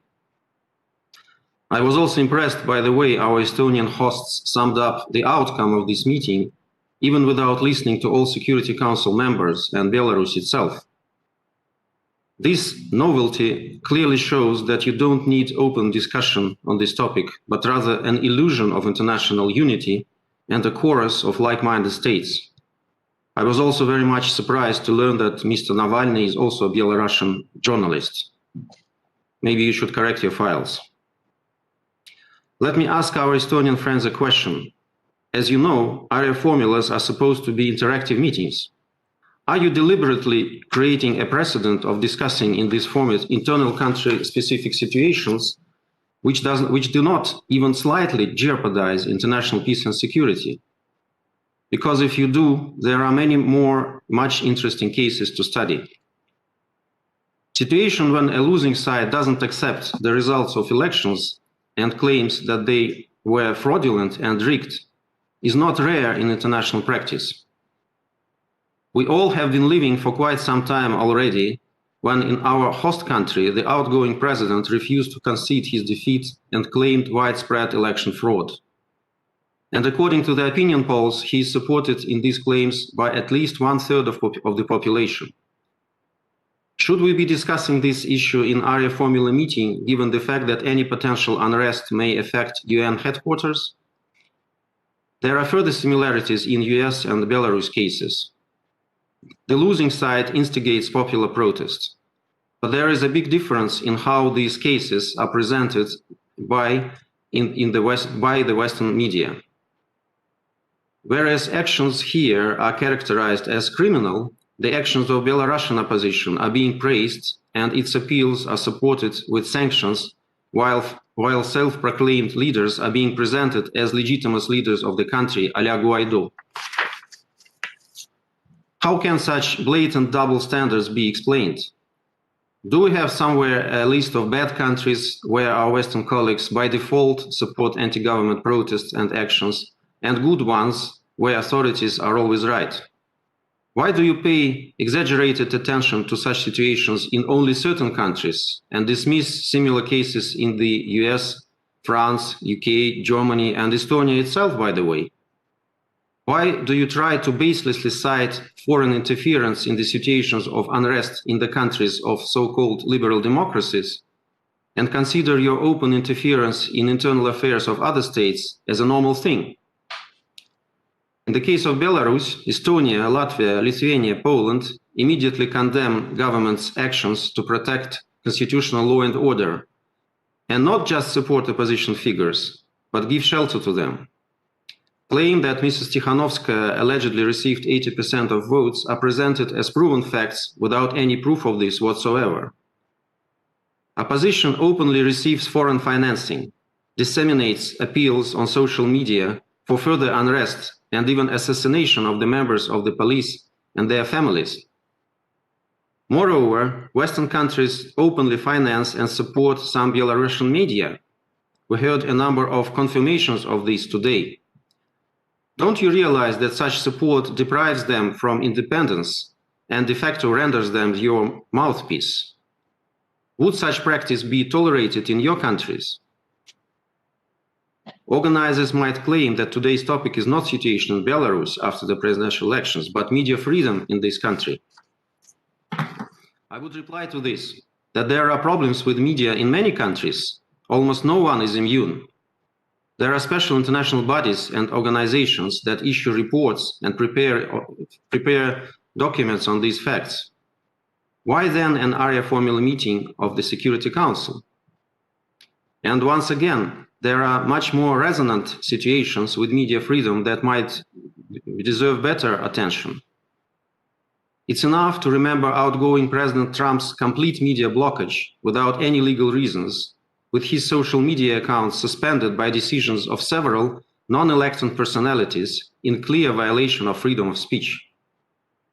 Such examples are numerous. Since we are gathering on Estonian initiative, why don't we pay attention to the situation with the media in this country?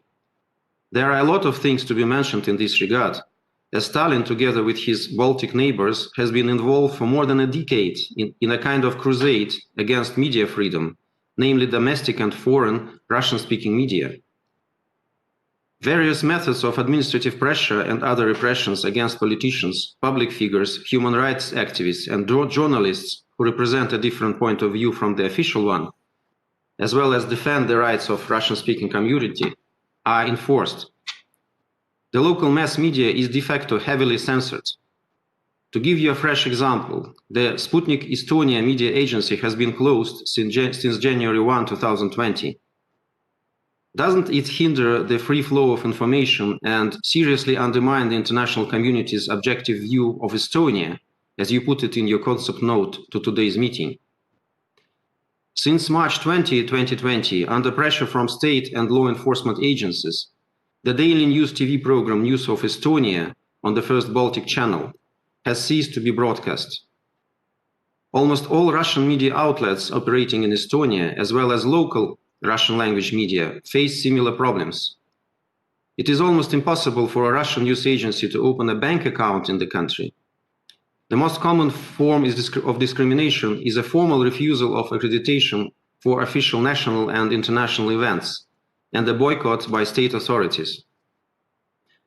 This deplorable trend expands to unjustified visa restrictions and prohibitions of the entry of Russian journalists, especially representatives of VGTRK, Live News, Zvezda, the Fifth Channel, and TV. Psychological pressure is also practiced by the Estonian special services, who conduct the so-called explanatory conversations with employees of Russian news agencies. On December 21, 2019, OSCE representative on freedom of the media, Arlem Desir, noting that no sanctions were imposed on Sputnik News Agency on the territory of the European Union, appealed to the Estonian authorities to refrain from unnecessary restrictions on the work of foreign media, which may negatively affect the free dissemination of information.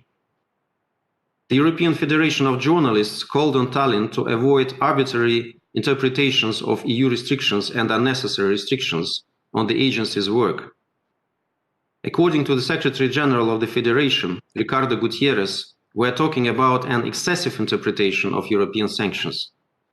On January 9, 2020, Gutierrez, on behalf of the association, submitted a notification about threats from the Estonian police against Sputnik journalists to a specialized section of the Council of Europe website.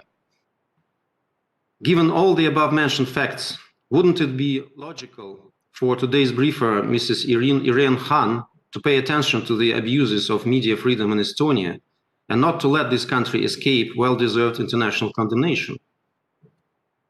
Mr. President, with regard to the general human rights situation, Estonia is a systematic violator of obligations under universal and regional international treaties that guarantee the basic rights of national minorities.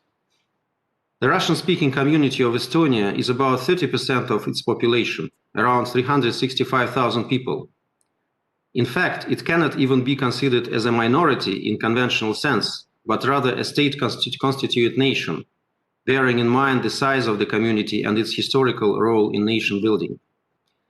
But despite that fact, the Estonian constitution enshrines the privileged position for the Estonian nation, its language and culture, constitutes the policy of political, socio-economic, cultural, and linguistic discrimination of the non-Estonian population, thus ignoring numerous recommendations from universal and well-respected international structures and declining to join basic instruments governing the rights of national minorities.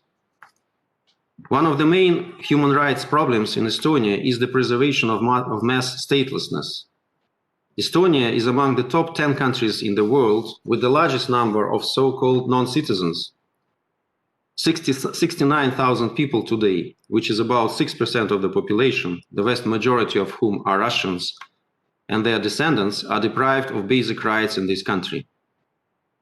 Stateless persons, while being abiding taxpayers, are deprived of voting rights, cannot vote in elections for President, Parliament, European Parliament, are unable to work in state and municipal bodies, to serve in the army or the police. The Estonian government cynically states that the number of non-citizens is steadily decreasing. The decrease is due to the natural mortality of this category, mostly old people. This is the truth, and I feel obliged to tell you all these truths, be it revolutionary act or not, because this is the truth that you try to ignore. Shouting about problems in Belarus is much easier for you than fixing these shameful problems at home. Mr. President, to conclude, I want to once again stress that no country is perfect, but Security Council is not a place to bring upon to your discretion issues which fall under your arbitrary criteria of justice, which is based on double standards. We have a clear mandate and an agenda which is being formulated according to certain rules. They need to be respected and observed unless we want to undermine Council authority, even if we speak about Arria formula meetings. I appeal to our Estonian and other Western friends to bear it in mind and look in the mirror before they launch such initiatives. Do you want us to consider following your example? I hope not. I thank you for your attention. Thank you. I would now like to give the floor to Mexico. Deputy Permanent Representative, Her Excellency Ms. Buenrostro.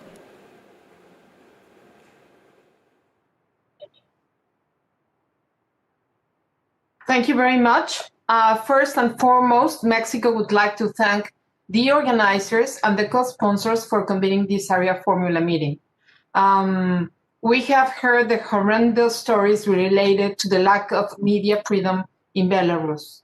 And in this regard, Mexico recognizes the fundamental work and the contribution of civil society in the promotion and defense of human rights. The right to freedom of opinion and expression, as well as the right to freedom of assembly and association, are essential pillars of all democratic societies. The work carried out by journalists and media workers is crucial to the exercise of these fundamental rights. Free, open, and independent media is of paramount importance to well-informed societies, especially in the 21st century. The exercise of every individual's democratic right is cemented onto the unwavering principle that all shall be able to express their opinion and partake in public life. Mexico follows with concern any reports of arbitrary detentions, torture, and ill treatment, including gender-based violence, as well as limitations in fundamental freedoms such as that of expression and association. In this respect, we wish to convey our concern over reports of harassment, arbitrary arrests, and persecution and detention of journalists, media, workers, and human rights defenders in Belarus. Mexico, my country, unequivocally condemns any violation of human rights and urgently calls for an investigation and accountability of alleged violations, and strongly encourages the authorities to call for a national dialogue without preconditions that will allow all parties to express concerns without doors. A peaceful and long-lasting solution to this complex situation will be crucial towards the consolidation of democracy, including on media freedom. I thank you. Thank you very much. I would now like to give the floor to India. Deputy Permanent Representative, His Excellency Mr. Naidu. Please. Mr. President, I thank the Honorable Deputy Foreign Minister of Estonia for giving me the floor. We have taken note of what has been said by the briefers. We also take note that while today's theme of the Arria Formula meeting is not on the agenda of the Security Council or may affect international peace and security, the issue of media and journalistic freedom is extremely vital for functional democracies. The effective functioning of media is intrinsically linked to the freedom of speech and expression. The media, as the fourth estate, has been playing a critical role across the globe in shaping public opinion on a whole range of issues concerning our lives, thereby strengthening democracy. In the words of Mahatma Gandhi, who himself was a prolific journalist and editor, the sole aim of journalism should be service, and freedom of the press is a precious privilege that no country can forego. As the world's largest democracy with the most diverse and vibrant media, India therefore welcomes any discussion on protecting and promoting the freedom of the media. Mr. President, the role of the media in informing, critiquing, and stimulating debate is indispensable.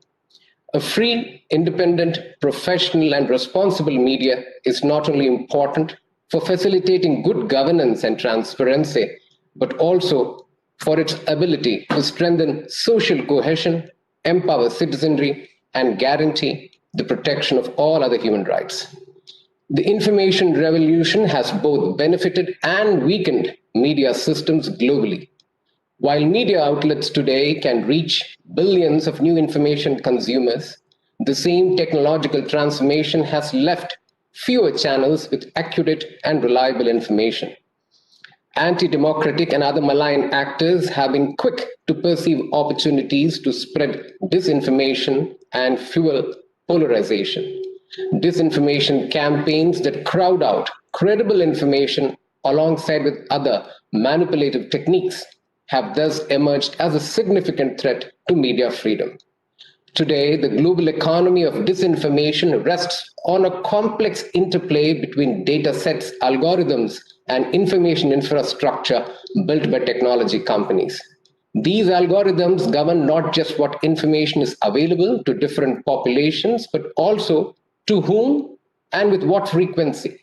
As such, tech companies have the obligation to make sure that the platforms they have deployed are transparent, clean, and that the users are not misinformed. Mr. President, there is also a growing tendency of foreign interference in the internal affairs of other countries through the use of disinformation campaigns to advance ulterior political agendas. In June last year, India, along with 12 other like-minded countries, co-sponsored the cross-regional statement on infodemic in the context of COVID-19. This is a first of its kind of a joint statement by UN member states to counter the increase in hate speech and misinformation during the pandemic. The right to express freely and without any fear is critical in open democracies like India, where the framers of a constitution have maintained that curtailment of freedom of expression inevitably leads to restriction on other fundamental human rights. Hence, Article 19 of India's constitution states, and I quote, "Everyone has the right to freedom of opinion and expression. This right includes freedom to hold opinions without interference and to seek, receive, and impart information and ideas through any media and regardless of frontiers." End of the quote. Every year, 16th of November is observed in India as the National Press Day. Speaking on the occasion last year, Prime Minister Modi said, "Be it positive criticism or highlighting success stories, the media has been continuously adding strength to India's democratic ethos. From creating mass awareness about important issues to contributing to a behavioral change in society for the larger good, we have seen how the media, as a valued stakeholder, has furthered the efforts of the government." India is not just the world's largest democracy, but our media universe is also the world's largest. With more than 17,500 daily printed newspapers and over 100,000 magazines and periodicals in circulation, and over 400 exclusive television news channels and countless websites in dozens of languages. World Press Freedom Day, celebrated every year on 3rd of May, serves as a reminder to governments of the need to respect the commitment to press freedom. It is also a day of reflection among media professionals about the issues of press freedom and professional ethics. Any illegal arrest, detention, or torture or threat of reprisal of journalists in the course of performing of their duties must be severely condemned. Mr. President, India has never been in support of initiatives that target or single out a specific member state. We strongly advocate the use of a cooperative, inclusive, transparent, and a peaceful dialogue process rather than finger-pointing to discuss issues of friction. We need to bring a more cooperative framework of working methods on such issues in order to have effective and lasting results. India and Belarus enjoy a comprehensive partnership and have established mechanisms for free exchange of views on bilateral, regional, and multilateral issues. We underscore the need for a constructive engagement by the international community with the Belarusian government. India stands ready to render all possible help in this regard. I again thank you, Mr. President. Thank you very much. I would now like to give the floor to China. Political Coordinator, Mr. Sun, please. Mr. Chair, at the outset, let me reaffirm that China respects the sovereignty, independence, and territorial integrity of Belarus. We support the people of Belarus as we support the people of any other country to choose their own development path that suits their own national conditions. We have full confidence that political stability and social tranquility will be restored in Belarus under the leadership of President Lukashenko and with their own efforts with the Belarusian people. Meanwhile, we firmly oppose any interference in the internal affairs of any country. What's happening in Belarus is the country's internal affairs. It does not pose any threat to regional or international peace and security. Therefore, it's out of the purview of the UN Security Council. As a matter of fact, it has never been an agenda item of the Security Council. So we are a little puzzled today about the purpose of this meeting. The Area Formula meeting, when it was first designed, is to provide complementary information to members of the Security Council to facilitate their work. But here, we simply don't understand how an Area Formula meeting on an issue that is not on the Council's agenda can contribute to the work of the Security Council. Mr. Chair, media freedom must be protected by law. It must also be exercised within the framework of law. Media workers, including foreign journalists, have no other rights than those provided by law. Media workers, including foreign journalists, should abide by the law and regulations of the country wherever they work. Media freedom should not be used as an excuse to engage in activities that spread disinformation, incite hate speech, or interfere in the internal affairs or undermine the security and rule of law of any country.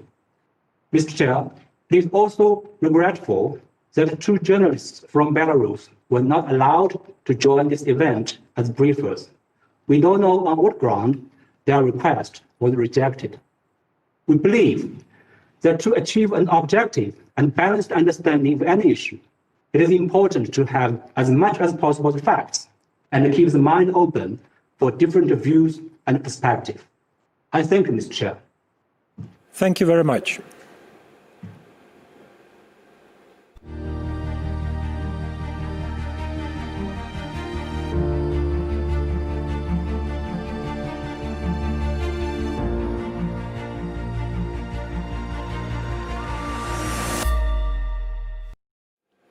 We have heard the statements by the UN Security Council members, and now we'll proceed with statements by other members of the United Nations and observers. I would now like to give the floor to Romania. His Excellency, Minister of Foreign Affairs, Mr. Aurescu, please. Dear Chair, the topic of today's meeting is of utmost importance, as a free flow of information and a free and impartial media are fundamental to building democratic societies with actively engaged citizens.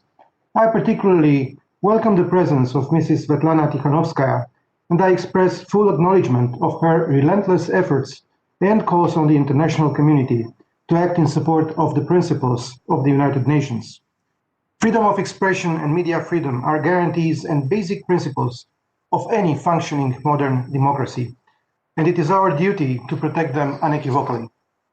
We regret to witness that Belarus still has one of the most restrictive and hostile media environments in Europe.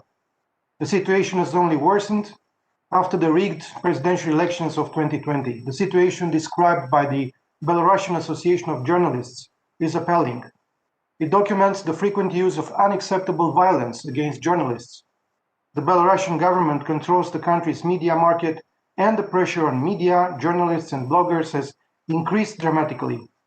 Repressions, arbitrary detentions, ill treatment of journalists, restricting access to internet, blocking independent media became a grim reality. Wide-scale censorship has become common practice. In the face of such violations of the freedom of expression, the international institutions cannot stay idle. They must demand compliance of Belarus with its international commitments in the field of freedom of expression. Romania reiterates the call that the violations of the freedom of expression and information should cease immediately, and cases of repression of journalists should be thoroughly investigated. From the onset of the political crisis in August last year, Romania has undertaken an active role in support of the demands of the Belarusian citizens through firm diplomatic action and by exploring ways for concrete support. Among the demarches at political level, Romania joined other 16 like-minded countries in invoking the OSCE Moscow mechanism and supported the sending of a dedicated mission of the OSCE Troika to facilitate the political dialogue in Belarus. Romania also co-signed a joint statement on the situation of journalists in Belarus, initiated by the co-chairs of the UN Group of Friends for the Protection of Journalists. We also contributed with 100,000 euros to the European Endowment for Democracy projects in support of independent media and civil society in Belarus. At the end of last year, the government of Romania approved the granting of 100 scholarships to Belarusian students, a project to become operational soon. Belarus finds itself now in a phase of democratic transformation, strongly advocated by its citizens and the international community, and the UN has a duty to support this effort, along with the European Union and the international friends and partners of Belarus.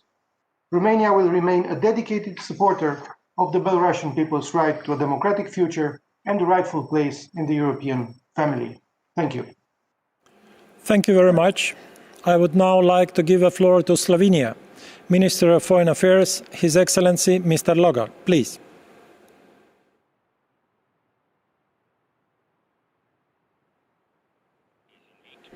Please unmute your mic.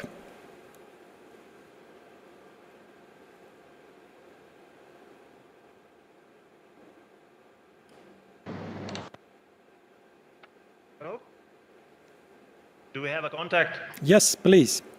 Okay. Excellencies, ladies and gentlemen, let me start by commending Estonia and other co-sponsors for organizing this important meeting.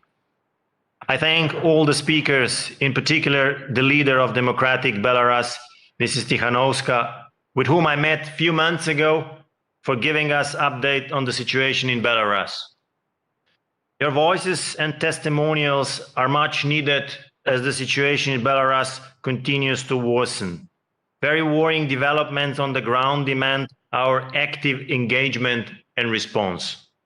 The ongoing persistent and systematic violation of human rights, among them continuing harassment and arrest of many human rights defenders and journalists, are unacceptable. Journalists play a crucial role in every society, therefore their protection is of paramount importance. However, the current reality in Belarus exposes independent journalists to immense threats and dangers. Slovenia strongly condemns the use of force by the Belarus government against peaceful protesters in the aftermath of 2020 presidential elections. We are appalled by the continuous report of torture and cruel, inhuman and degrading treatment. We are concerned about the lack of accountability for the disproportionate and excessive use of force. Such act requires independent and immediate investigation. We call on the government of Belarus to immediately release those unlawfully or arbitrarily arrested and detained for exercising their right to freedom of expression and freedom to peacefully assembly. The quest of the people of Belarus to determine their own future is the foundation of any democratic sovereign state. We must remain united in the support of Belarus people in their courageous demand for peaceful change, which would assure human rights, the rule of law, and accountable democratic institutions. Slovenia is committed to working with the UN system to address the challenges of media freedom and other human rights violations in Belarus. We call upon the Belarus authority to grant immediate and impeded access to the relevant international organization and human rights mechanisms. We urge the authorities to end the oppression of the peaceful protesters, journalists, and media workers. The authorities should also lift restrictions on internet access, which are preventing Belarusians and the outside world from being impartially informed about the situation. Last but not least, we urge the government of Belarus to swiftly and fully implement the OSCE Moscow Mechanism report recommendation. Thank you. Thank you very much. I would now like to give the floor to Slovakia. Minister of Foreign and European Affairs, His Excellency Mr. Korczok, please. Mr. Chair, dear Urmas, 4 months since your previous Arria Formula meeting on human rights in Belarus, we meet again as the situation in the country remains dire. We are grateful to Estonia and other co-sponsors for organizing this important debate. We all agree that this issue must remain on our radar. And here I want to be very clear. This is about fundamental principles of democracy and respect of human rights, including the freedom of media. In the aftermath of the fraudulent presidential elections, the safety of journalists and the freedom of the media in Belarus have been under massive attack. We are deeply concerned about the increase of regime's brutality. Media representatives continue to face detentions, ill treatment, torture, enforced disappearances, and other forms of oppression. Journalists are prosecuted on baseless grounds, and internet freedoms have been further restricted. All of this makes Belarus the most dangerous country for journalists in Europe, as reported by Reporters Without Borders. Slovakia is a member of the Media Freedom Coalition, and we have joined the statement of the UN Group of Friends for Protection of Journalists, urging Belarus not to use national security concerns as pretext to deny individuals their human rights. Following the August 2020 presidential elections, we have also strengthened our support of the civil society in Belarus, both financially and non-financially. Significant portion of the initiatives Slovakia has sponsored are aimed at empowering independent media and journalists. Mr. Chair, as Slovakia has repeatedly stated, the international community cannot stay silent when human rights are severely violated. Our joint effort and engagement in a concerted way is more than needed now. I repeat my call on Belarus to launch an open and inclusive dialogue, re-establish justice, democracy and rule of law in close cooperation with the civil society, international community and under the usual scrutiny of the media. Furthermore, Belarus must create free, safe and enabling environment for journalists and media workers and ensure that they can do their work without facing intimidation or harassment. Mr. Chair, let me conclude by reiterating that Slovakia stands ready to assist Belarus in seeking a peaceful and democratic solution to the current crisis, and we fully support all UN-led efforts in achieving this goal. Thank you very much. Thank you very much. I would now like to give the floor to Italy. Vice Minister of Foreign Affairs, Her Excellency Ms. Sereni, please. Thank you, Mr. Chair. First of all, allow me to express Italy's appreciation for this meeting, which allows us to focus on the recent developments in Minsk after the August 9 elections. The situation on the media in Belarus continues to be a source of great concern. Italy, along with its partners, has condemned the repression against peaceful protesters, as well as the detention of activists and human rights defenders and the intimidations against journalists and media. The United Nations High Commissioner for Human Rights, Michelle Bachelet, has voiced her concern for the safety of Belarusian journalists. Freedom of the media is a crucial element of democratic societies and is essential to the protection of human rights and fundamental freedoms. Italy is strongly concerned by the reports of harassment, detention, and revoked accreditation for journalists, bloggers, and other media operators by the Belarus authorities. These moves specifically target Belarusian journalists as well as foreign correspondents and deny people in Belarus the right to seek and access fact-based and independent information while damaging the freedom of opinion and expression in violation of the country's international obligations and OSCE commitments. The continued use of internet shutdowns is also very alarming, as it limits media freedom and prevents journalists and human rights defenders from reporting on human rights abuses and violations. The people of Belarus must be allowed to have full access to free media in order to be able to get accurate information and informed analysis. Credible reports have in fact shown how over the past years and well before the 2020 elections, the government of Belarus has unleashed an unprecedented crackdown on journalists. Meanwhile, amendments to the country's law on mass media greatly expanded the government's legal authority to censor the web. Despite continuous calls for reforms from Belarusian civil society and the international community, media-related legislation has remained restrictive, failing to foster the development of pluralistic and independent news media in Belarus. We call on the authorities of Belarus to ensure media freedom, refrain from internet shutdowns, and fully respect international human rights law. Journalists and other media workers in Belarus must be able to operate without fear of reprisal or restriction in exercising their work. By the same token, journalists and other media workers arbitrarily detained must be immediately released.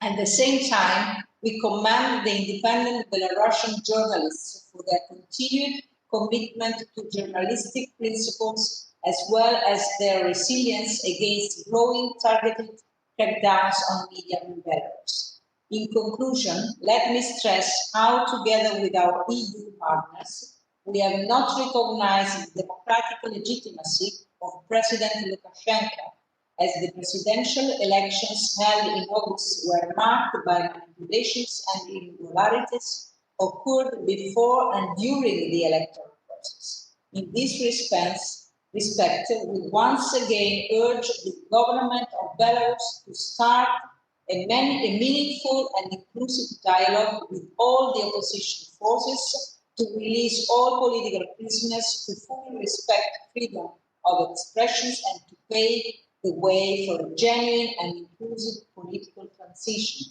toward the ultimate goal of holding free and fair elections in line with international standards. Italy is ready to support the path to a stable and democratic Belarus, both at the bilateral and multilateral level. Thank you. Thank you very much. Next speaker is Czech Republic, Deputy Minister of Foreign Affairs for Security and Multilateral Issues, His Excellency Mr. Pavel. Mr. Chairman, we wish to thank you for convening this meeting. We also thank to all the briefers for their comprehensive and first-hand information about the gloomy media freedom situation and latest developments in Belarus. We have been following very closely the situation in Belarus during last month, using credible, formal as well as informal sources of information. From this perspective, everybody can see, once again, the crucial importance of independent media and a strong civil society in Belarus as a direct and reliable source of information and documentation of all developments, including human rights violations in the country. Unfortunately, the space for free and independent media in Belarus is shrinking day by day. On the 2nd of October, the Belarusian foreign minister canceled the accreditations of all journalists working for foreign media outlets in the country. To date, no Belarusian nationals working for Western media have been accredited under the new procedures. 2 days ago, on the 20th of January, Andrei Alexandrov, a human rights defender and a prominent media manager and media expert, was arrested on suspicion of financing protests in Belarus for paying fines of the detained persons. Alexandrov was detained as a suspect under the Belarusian Criminal Code for, quote, organization and preparation of actions grossly violating public order or active participation in them, unquote. This is just the latest example of repression and judicial harassment of people in Belarus, including journalists, media experts, and human rights defenders by the Belarusian law enforcement. I'd like to mention one more name, that of Ihar Losik, a social media consultant of Radio Free Europe, Radio Liberty, and an alumnus of the Václav Havel Journalism Fellowship. Ilhar Losik was detained on 23rd of June 2020 and accused by authorities of using his popular Telegram channel to, quote, prepare to disrupt public order ahead of the August presidential election in Belarus, unquote. Now, he enters the 6th week of hunger strike to protest his half-year of pre-trial detention and new charges by Belarusian authorities that could result in being sentenced to 8 years in prison. His health conditions are alarming. Another brave activist and blogger, Mikolai Dziadok, is now listed among political prisoners in Belarus. In November 2020, he was detained, severely beaten, and reportedly tortured during and after his arrest.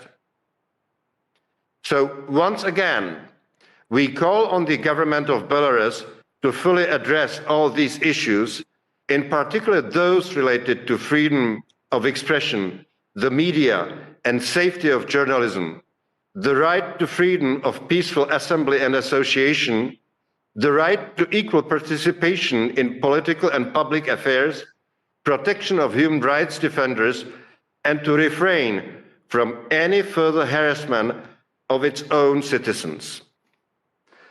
Belarusian authorities must fully comply with all their international obligations and commitments in this regard. A thorough, transparent, and impartial investigation of all attacks against journalists and media actors must be conducted. We believe that a discussion on finding appropriate international means to further investigating the gross human rights violations is needed. In closing, I'd like to pay tribute to all the victims of the Belarusian regime and quote Václav Havel, our former president and also a former political prisoner. I quote, "Hope is definitely not the same thing as optimism. It is not the conviction that something will turn out well, but the certainty that something makes sense regardless of how it turns out," unquote. And I thank you. Thank you very much. I would now like to give the floor to Montenegro. State Secretary at the Ministry of Foreign Affairs, His Excellency Mr. Mishurovic, please. Thank you very much, Mr. Chairman, Excellencies, ladies and gentlemen, dear colleagues. Montenegro welcomes the convening of this informal meeting. We thank today's speakers for the comprehensive assessment of the situation of media freedom in Belarus. Montenegro has been following the human rights situation in Belarus in the aftermath of the presidential elections. We are concerned about the continued reporting on the deterioration situation in the area of the human rights, fundamental freedoms, and the rule of law in the country. We are particularly concerned about reports on suppression of freedom of speech and expression, media freedom, and reports of attacks on journalists, human rights defenders, and representatives of civil society. Especially, we note with concern a recent report by Reporters Without Borders that indicates Belarus as Europe's most dangerous country for journalists. Free, objective, and vibrant media are drivers of progress, guardians of democracy, and instigators of sustainable development. Therefore, it is an obligation to all of us to provide them with the conditions to report objectively and accurately without fear and restrictions. Preventing violence against journalists and media workers is key to strengthening democracy and overall trust in institutions, but also to improving general security in society.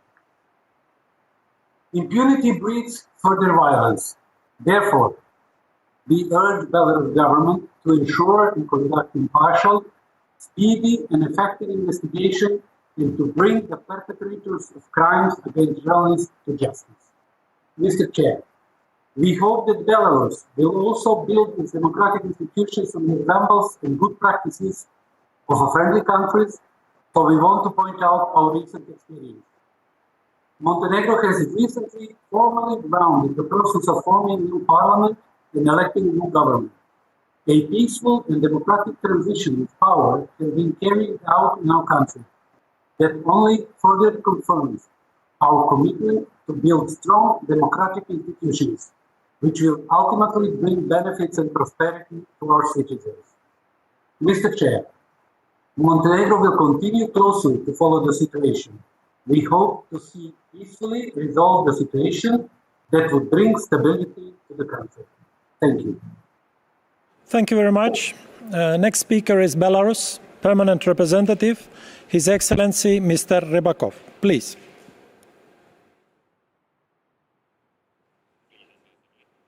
Please unmute the mic.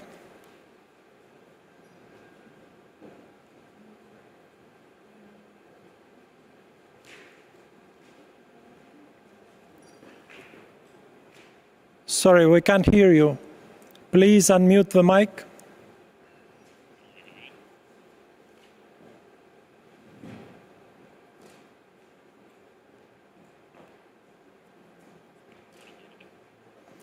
Please unmute the mic. Yes, yes. Thank you.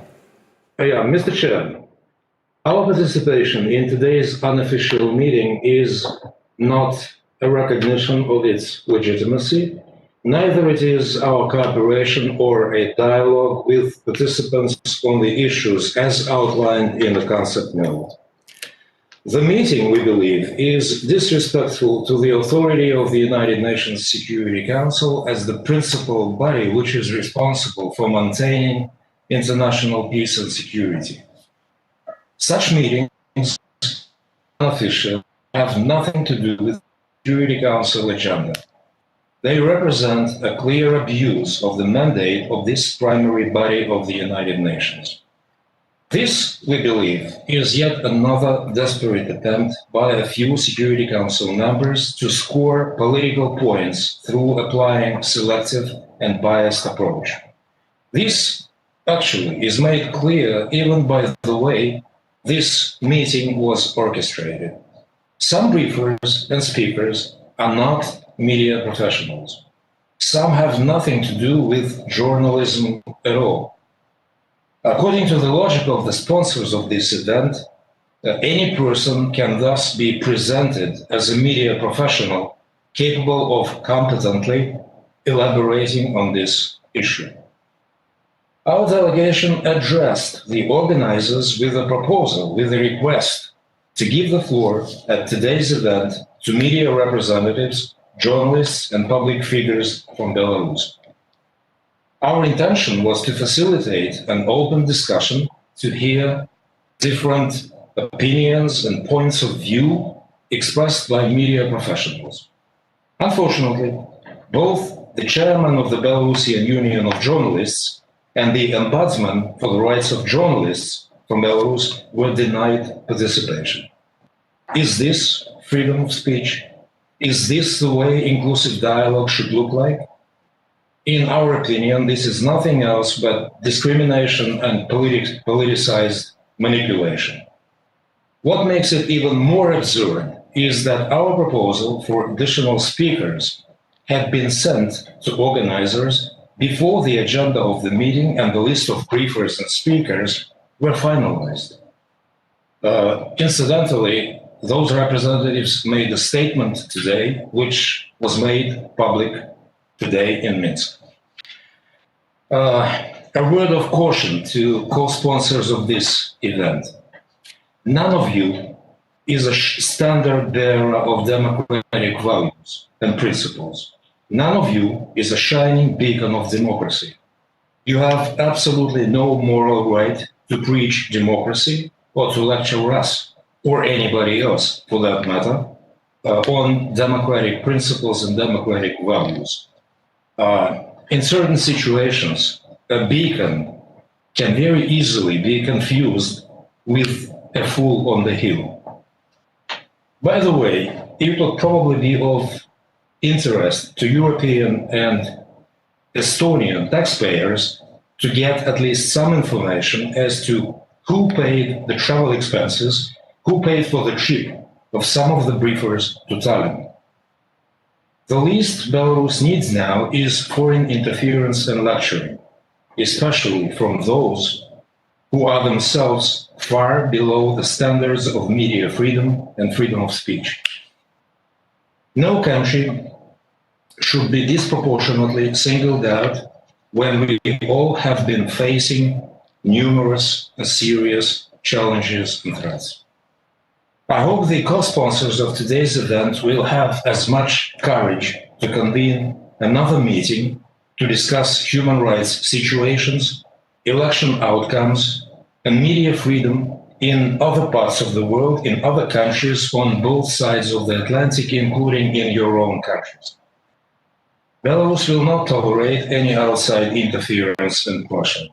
Mandates of the principal bodies of the United Nations should not be abused just to satisfy narrow political interests of certain countries as their only objective.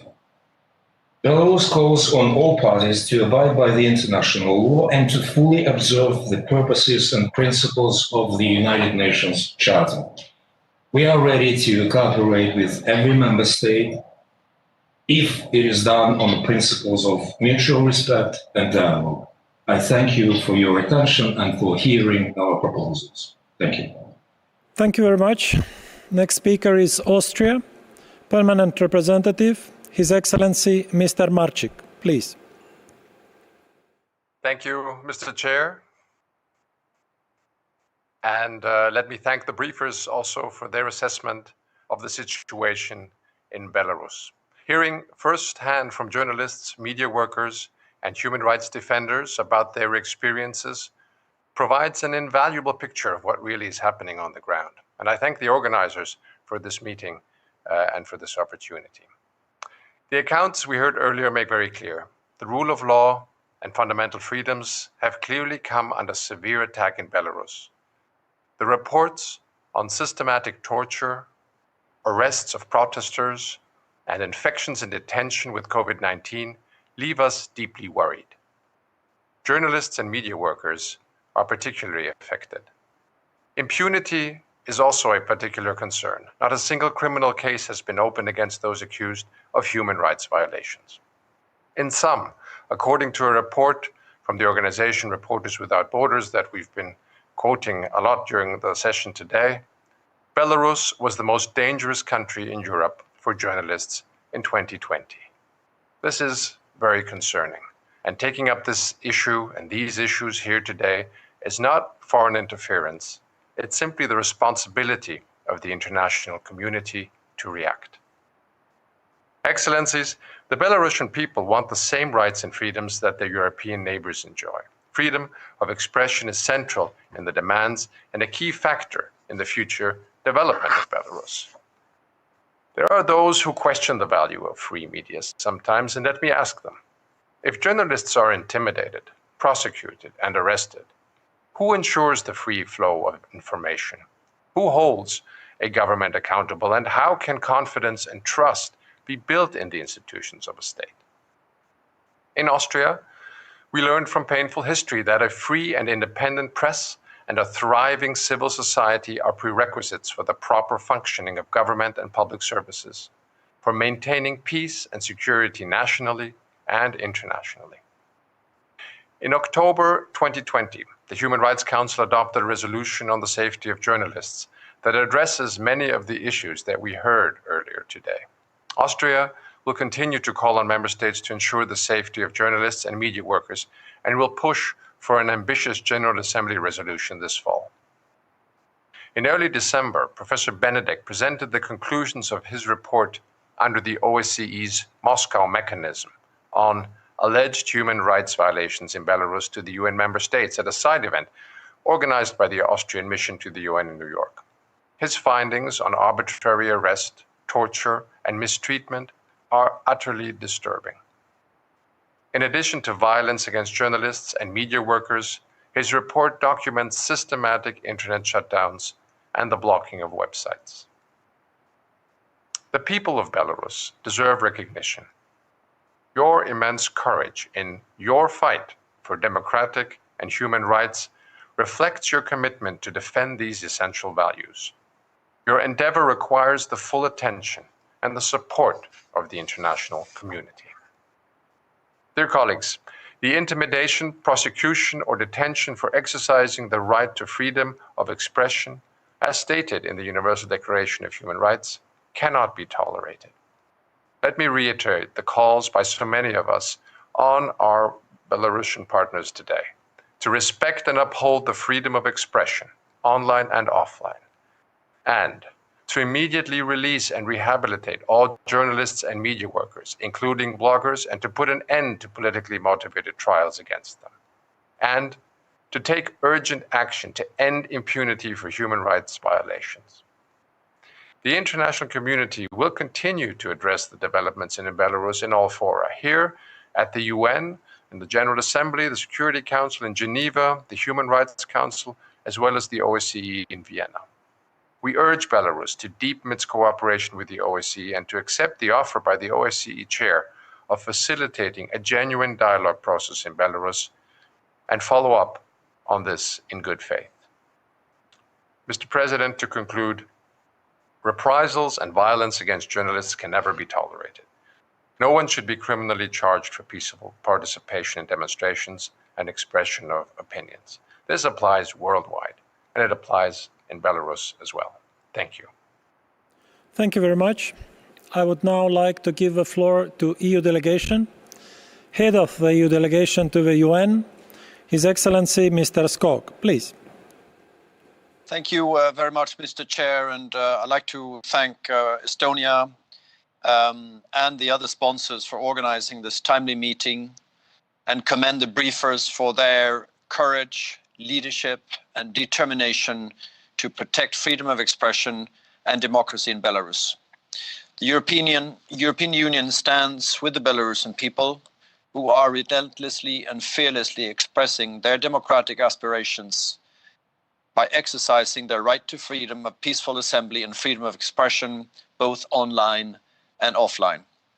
We deplore that these peaceful aspirations have been met with an unprecedented level of repression. It is clear that the August 2020 elections were neither free nor fair, and that Alexander Lukashenko has no democratic legitimacy. It is highly regrettable that the Belarusian authorities have not accepted international efforts of mediation and that the human rights situation continues to deteriorate. Attacks against media, pluralism, and independence are one of the many manifestations of the ongoing repression. According to the Belarusian Association of Journalists, as we've heard, there have been 477 detention of journalists in 2020. Criminal proceedings have been instituted against 15 media workers, and 9 of them are currently held in custody. At the same time, access to the internet in Belarus continues to be regularly blocked, and access to a large number of websites continues to be restricted. The recent raid on the news agency Belapan editorial office and criminal charges brought against members of the press club Belarus and journalist Andrei Alexandrov show the intensification of repressions. These actions aim at silencing journalists and at impeding the wider Belarusian society and the international community from getting independent reporting on the protests and the abuse of peaceful protesters' rights. Belarusian authorities must fully comply with all their regional and international obligations and commitments related to freedom of opinion and expression and media freedom, including on the safety of journalists. We urge them to immediately and unconditionally release all arbitrarily detained persons, including journalists, bloggers, media workers, to restore all revoked accreditations, to repeal entry bans, to ensure access to the internet and online media platforms, and to allow free circulation of the media.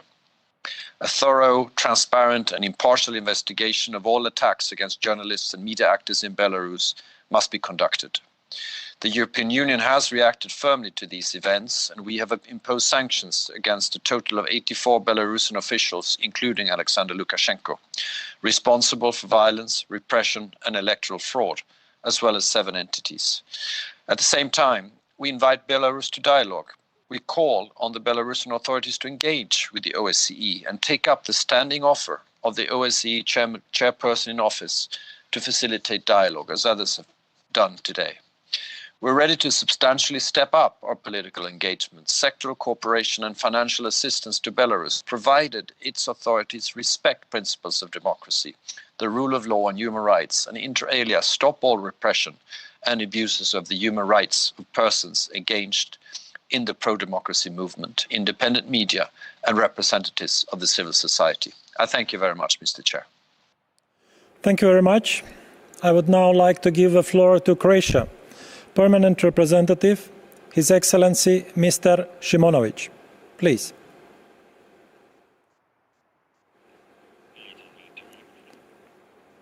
Unmute your mic, please.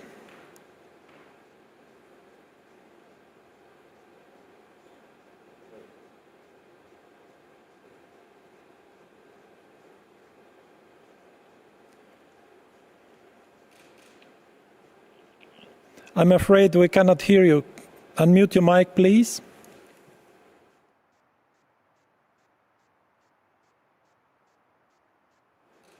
No. I'm sorry, we cannot hear you.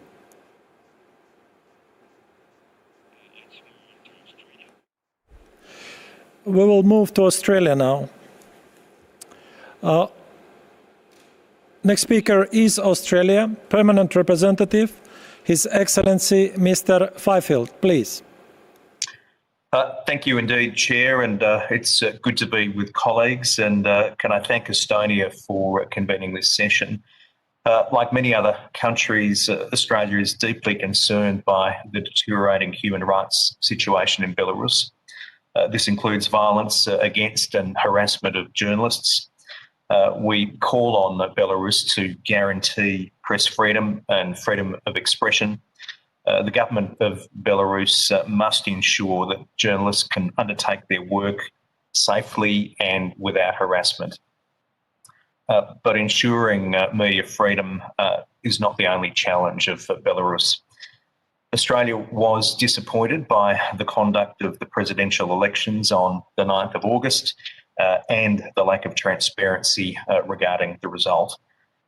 Australia urges the government of Belarus to respect the rights and the legitimate democratic aspirations of its people, its freedoms, and the rule of law. We've expressed these views publicly, including at the UN Human Rights Council in September 2020.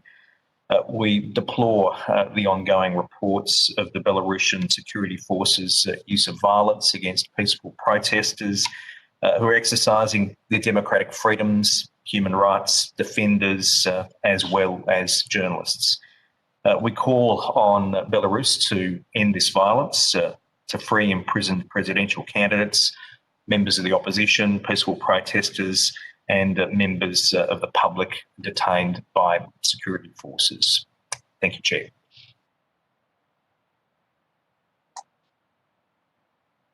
I would now like to give a floor to Malta, Permanent Representative, Her Excellency Ms. Frazier, please.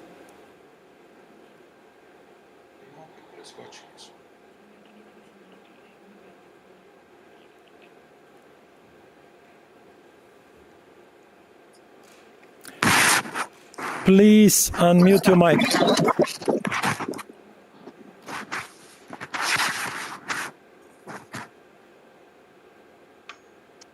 Can you hear me? Because I'm hearing a lot of other sounds. Yes, please.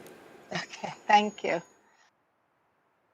So, Mr. President, Malta aligns itself with the statement delivered by the EU delegation and thanks the organizing member states of this timely initiative. Over the past months, including in this forum, the international community has voiced grave concerns about the many violations taking place since the presidential elections, which we continue to reiterate were neither free nor fair. Belarus has the duty to uphold its obligations under international human rights law, including protecting the freedom of expression and the rights to peaceful assembly. Malta is concerned by the reports of serious human rights violations taking place in Belarus, including torture and other ill treatment, arbitrary arrests, and targeting of journalists and media workers, and obstructing their work. We call for full accountability for the perpetrators of these violations. UN Special Procedures mandate holders have highlighted the essential work of human rights defenders, especially in turbulent times.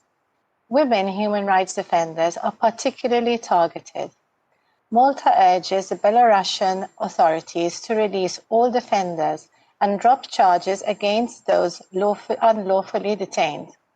Malta expresses strong support for the creation of increased synergies and that exchanging information between the Human Rights Council and the Security Council are essential, and agrees that in doing so, contributing to the prevention of human rights abuses will lead to a reduction of conflicts. In closing, Malta continues to lend its strong support to the Belarusian people and civil society in their pursuit for human dignity and rights. Thank you. Thank you very much. We are trying to get connection with Croatia now again. Croatia, Permanent Representative, His Excellency Mr. Shimonovic, please.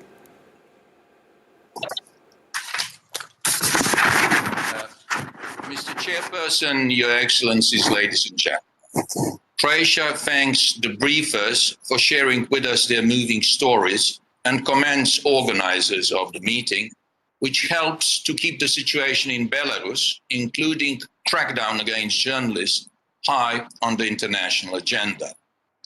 Almost 6 months have passed since presidential elections in Belarus. Unfortunately, circumstances in the country are not improving, and the desire of Belarusian people for the respect of the will of the people is still denied. We regret to see that Belarus authorities continue with persecutions as well as arbitrary arrests and detentions. Situation is particularly dire for journalists, bloggers, and other media actors who face harassment and intimidation, as well as increased revoking of the foreign journalists' accreditations. We strongly condemn all cases of suppression of freedom of opinion and expression, as well as of tightening of the state's control over media.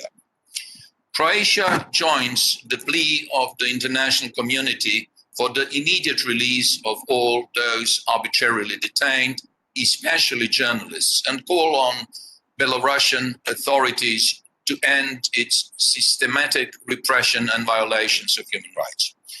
We also call on Belarusian authorities to stop using accreditation rules to silence journalists from objectively reporting on cases of human rights violations. We urge the government of Belarus to find a way out of the crisis through an inclusive national dialogue. We also express our hope that the current change of its criminal law will include the abolishment of the death penalty. Together with other human rights improvements, it would enable Belarus to join the Council of Europe and for its citizens to enjoy the benefits of its membership. Finally, we admire and commend the persistence and strength of the Belarus people, especially journalists, in the pursuit for democracy and human rights. They're entitled to full support of the international community in this regard. Thank you. Thank you very much. Next speaker is Portugal. Deputy Permanent Representative, His Excellency Mr. Matias, please. Mr. Chair, at the outset, let me thank you and all the co-sponsors for convening today's meeting. We continue to follow with concern the situation in Belarus since the presidential election of 9th August 2020 that we do not consider as free or fair. We urge the authorities in Minsk to refrain from actions that do not respect human rights and the rule of law, to establish a dialogue with the opposition, to release all citizens, including journalists, bloggers, and media workers who have been arbitrarily detained. The disregard for human rights and for the rule of law, and in particular the repression of independent media, can only lead to further destabilization of the Belarusian society.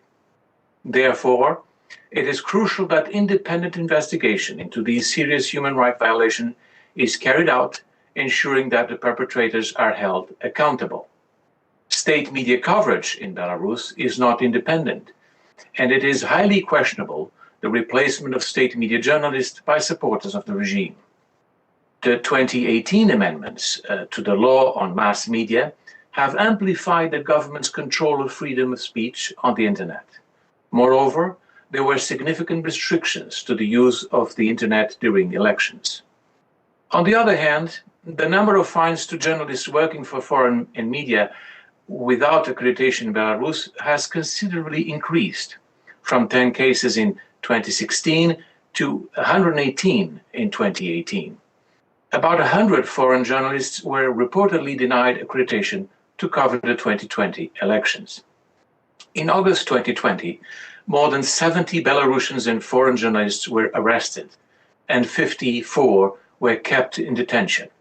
It is also reported that some journalists suffered violence at the hands of the police, were deported and banned from Belarus. Mr. Chair, Portugal would like to underscore that restrictions on media freedom and freedom of expressions are human rights violations. Moreover, these restrictions hinder the perception of the real situation on the ground and prevent a thorough reporting of human rights violations. As such, in the Universal Periodic Review 36, Portugal has recommended that Belarus amends its law on mass media, ending arbitrary arrests and criminal prosecutions in relation to mass media and freedom of speech, as well as ensuring civil society and human rights defenders' freedoms of expression, assembly, and association. We share the concerns recently expressed by the OSCE representative on freedom of the media, urging Belarusian authorities to bring their policies and practices regarding media freedom and journalists' safety in compliance with their OSCE commitments. To conclude, Mr. Chair, and in line with the European Union position, let me remind that we consider that an inclusive national dialogue is essential to overcome the current acute political crisis. I thank you. Thank you very much. I would now like to give the floor to Netherlands. Deputy Permanent Representative, His Excellency Mr. Zellenrad, please. Thank you, Mr. Chair. And on behalf of my minister, Stef Blok, let me thank Estonia and the other sponsors for taking the initiative for this meeting. Today we speak again about the grave human rights developments in Belarus, where media freedom is of particular concern, and we need to keep it on the international agenda. Last year, 480 detentions of journalists were recorded in Belarus. They have spent more than 1,200 days behind bars. They have been exposed to violence and inhumane treatment. The recent arrests of journalists, media workers, publishers, the harassment of employees of the news portal TUT, of the news agency Belapan, unfortunately extends this trend from 2020 straight into 2021. When it comes to crimes against journalists, the level of impunity is unacceptably high. The Netherlands supports the international efforts to help facilitate a political dialogue within Belarus and to fight impunity for human rights violations. And as a worldwide supporter of free, reliable, and independent media, both on and offline, the Netherlands, together with UNESCO, last December, co-organized the World Press Freedom Conference, and one of the main speakers was the famous Belarusian author Andrei Kuraichik, who stressed that the authorities in his countries are trying to turn Belarus into a black box, simply by making it impossible to get any reliable information out of the country. We cannot let this happen. The climate of fear and violence in Belarus is at loggerheads with the right to information. Journalists play a key role in informing citizens on the causes of unrest and state responses. The Netherlands stands with the people of Belarus and calls upon the government of Belarus to respect human rights, and in particular, to free all journalists, media workers, and political prisoners, to put an end to the violent and harassment, in particular of journalists, to ensure free access to the internet, online media and platforms, and to simply let the press do their jobs. Only then an inclusive political dialogue within Belarus and a peaceful resolution to the crisis are possible. Thank you, Mr. Chair. Thank you very much. Next speaker is Japan. Mr. Kaoru from the Permanent Mission of Japan, please. Thank you, Mr. Chair. Despite repeated calls from the international community, including Japan, citizens conducting peaceful activities continue to be detained, and political turmoil persists in the Republic of Belarus. Japan continues to strongly urge the authorities of the Republic of Belarus to immediately cease the arbitrary detention and forceful oppression of citizens, engage in national dialogue that respects the principle of law and democracy, and make an earnest effort in responding to this situation. Thank you very much, Mr. Chair. Thank you very much. Excellencies, ladies and gentlemen, we have heard tragic insights and received valuable first-hand information. We must continue protecting and honoring the work of free media.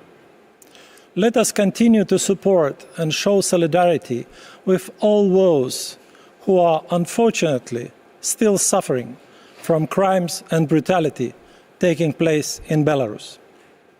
This brings us to the end of our meeting today. We noted with regret that one delegation diverted from today's topic by presenting totally unfounded claims.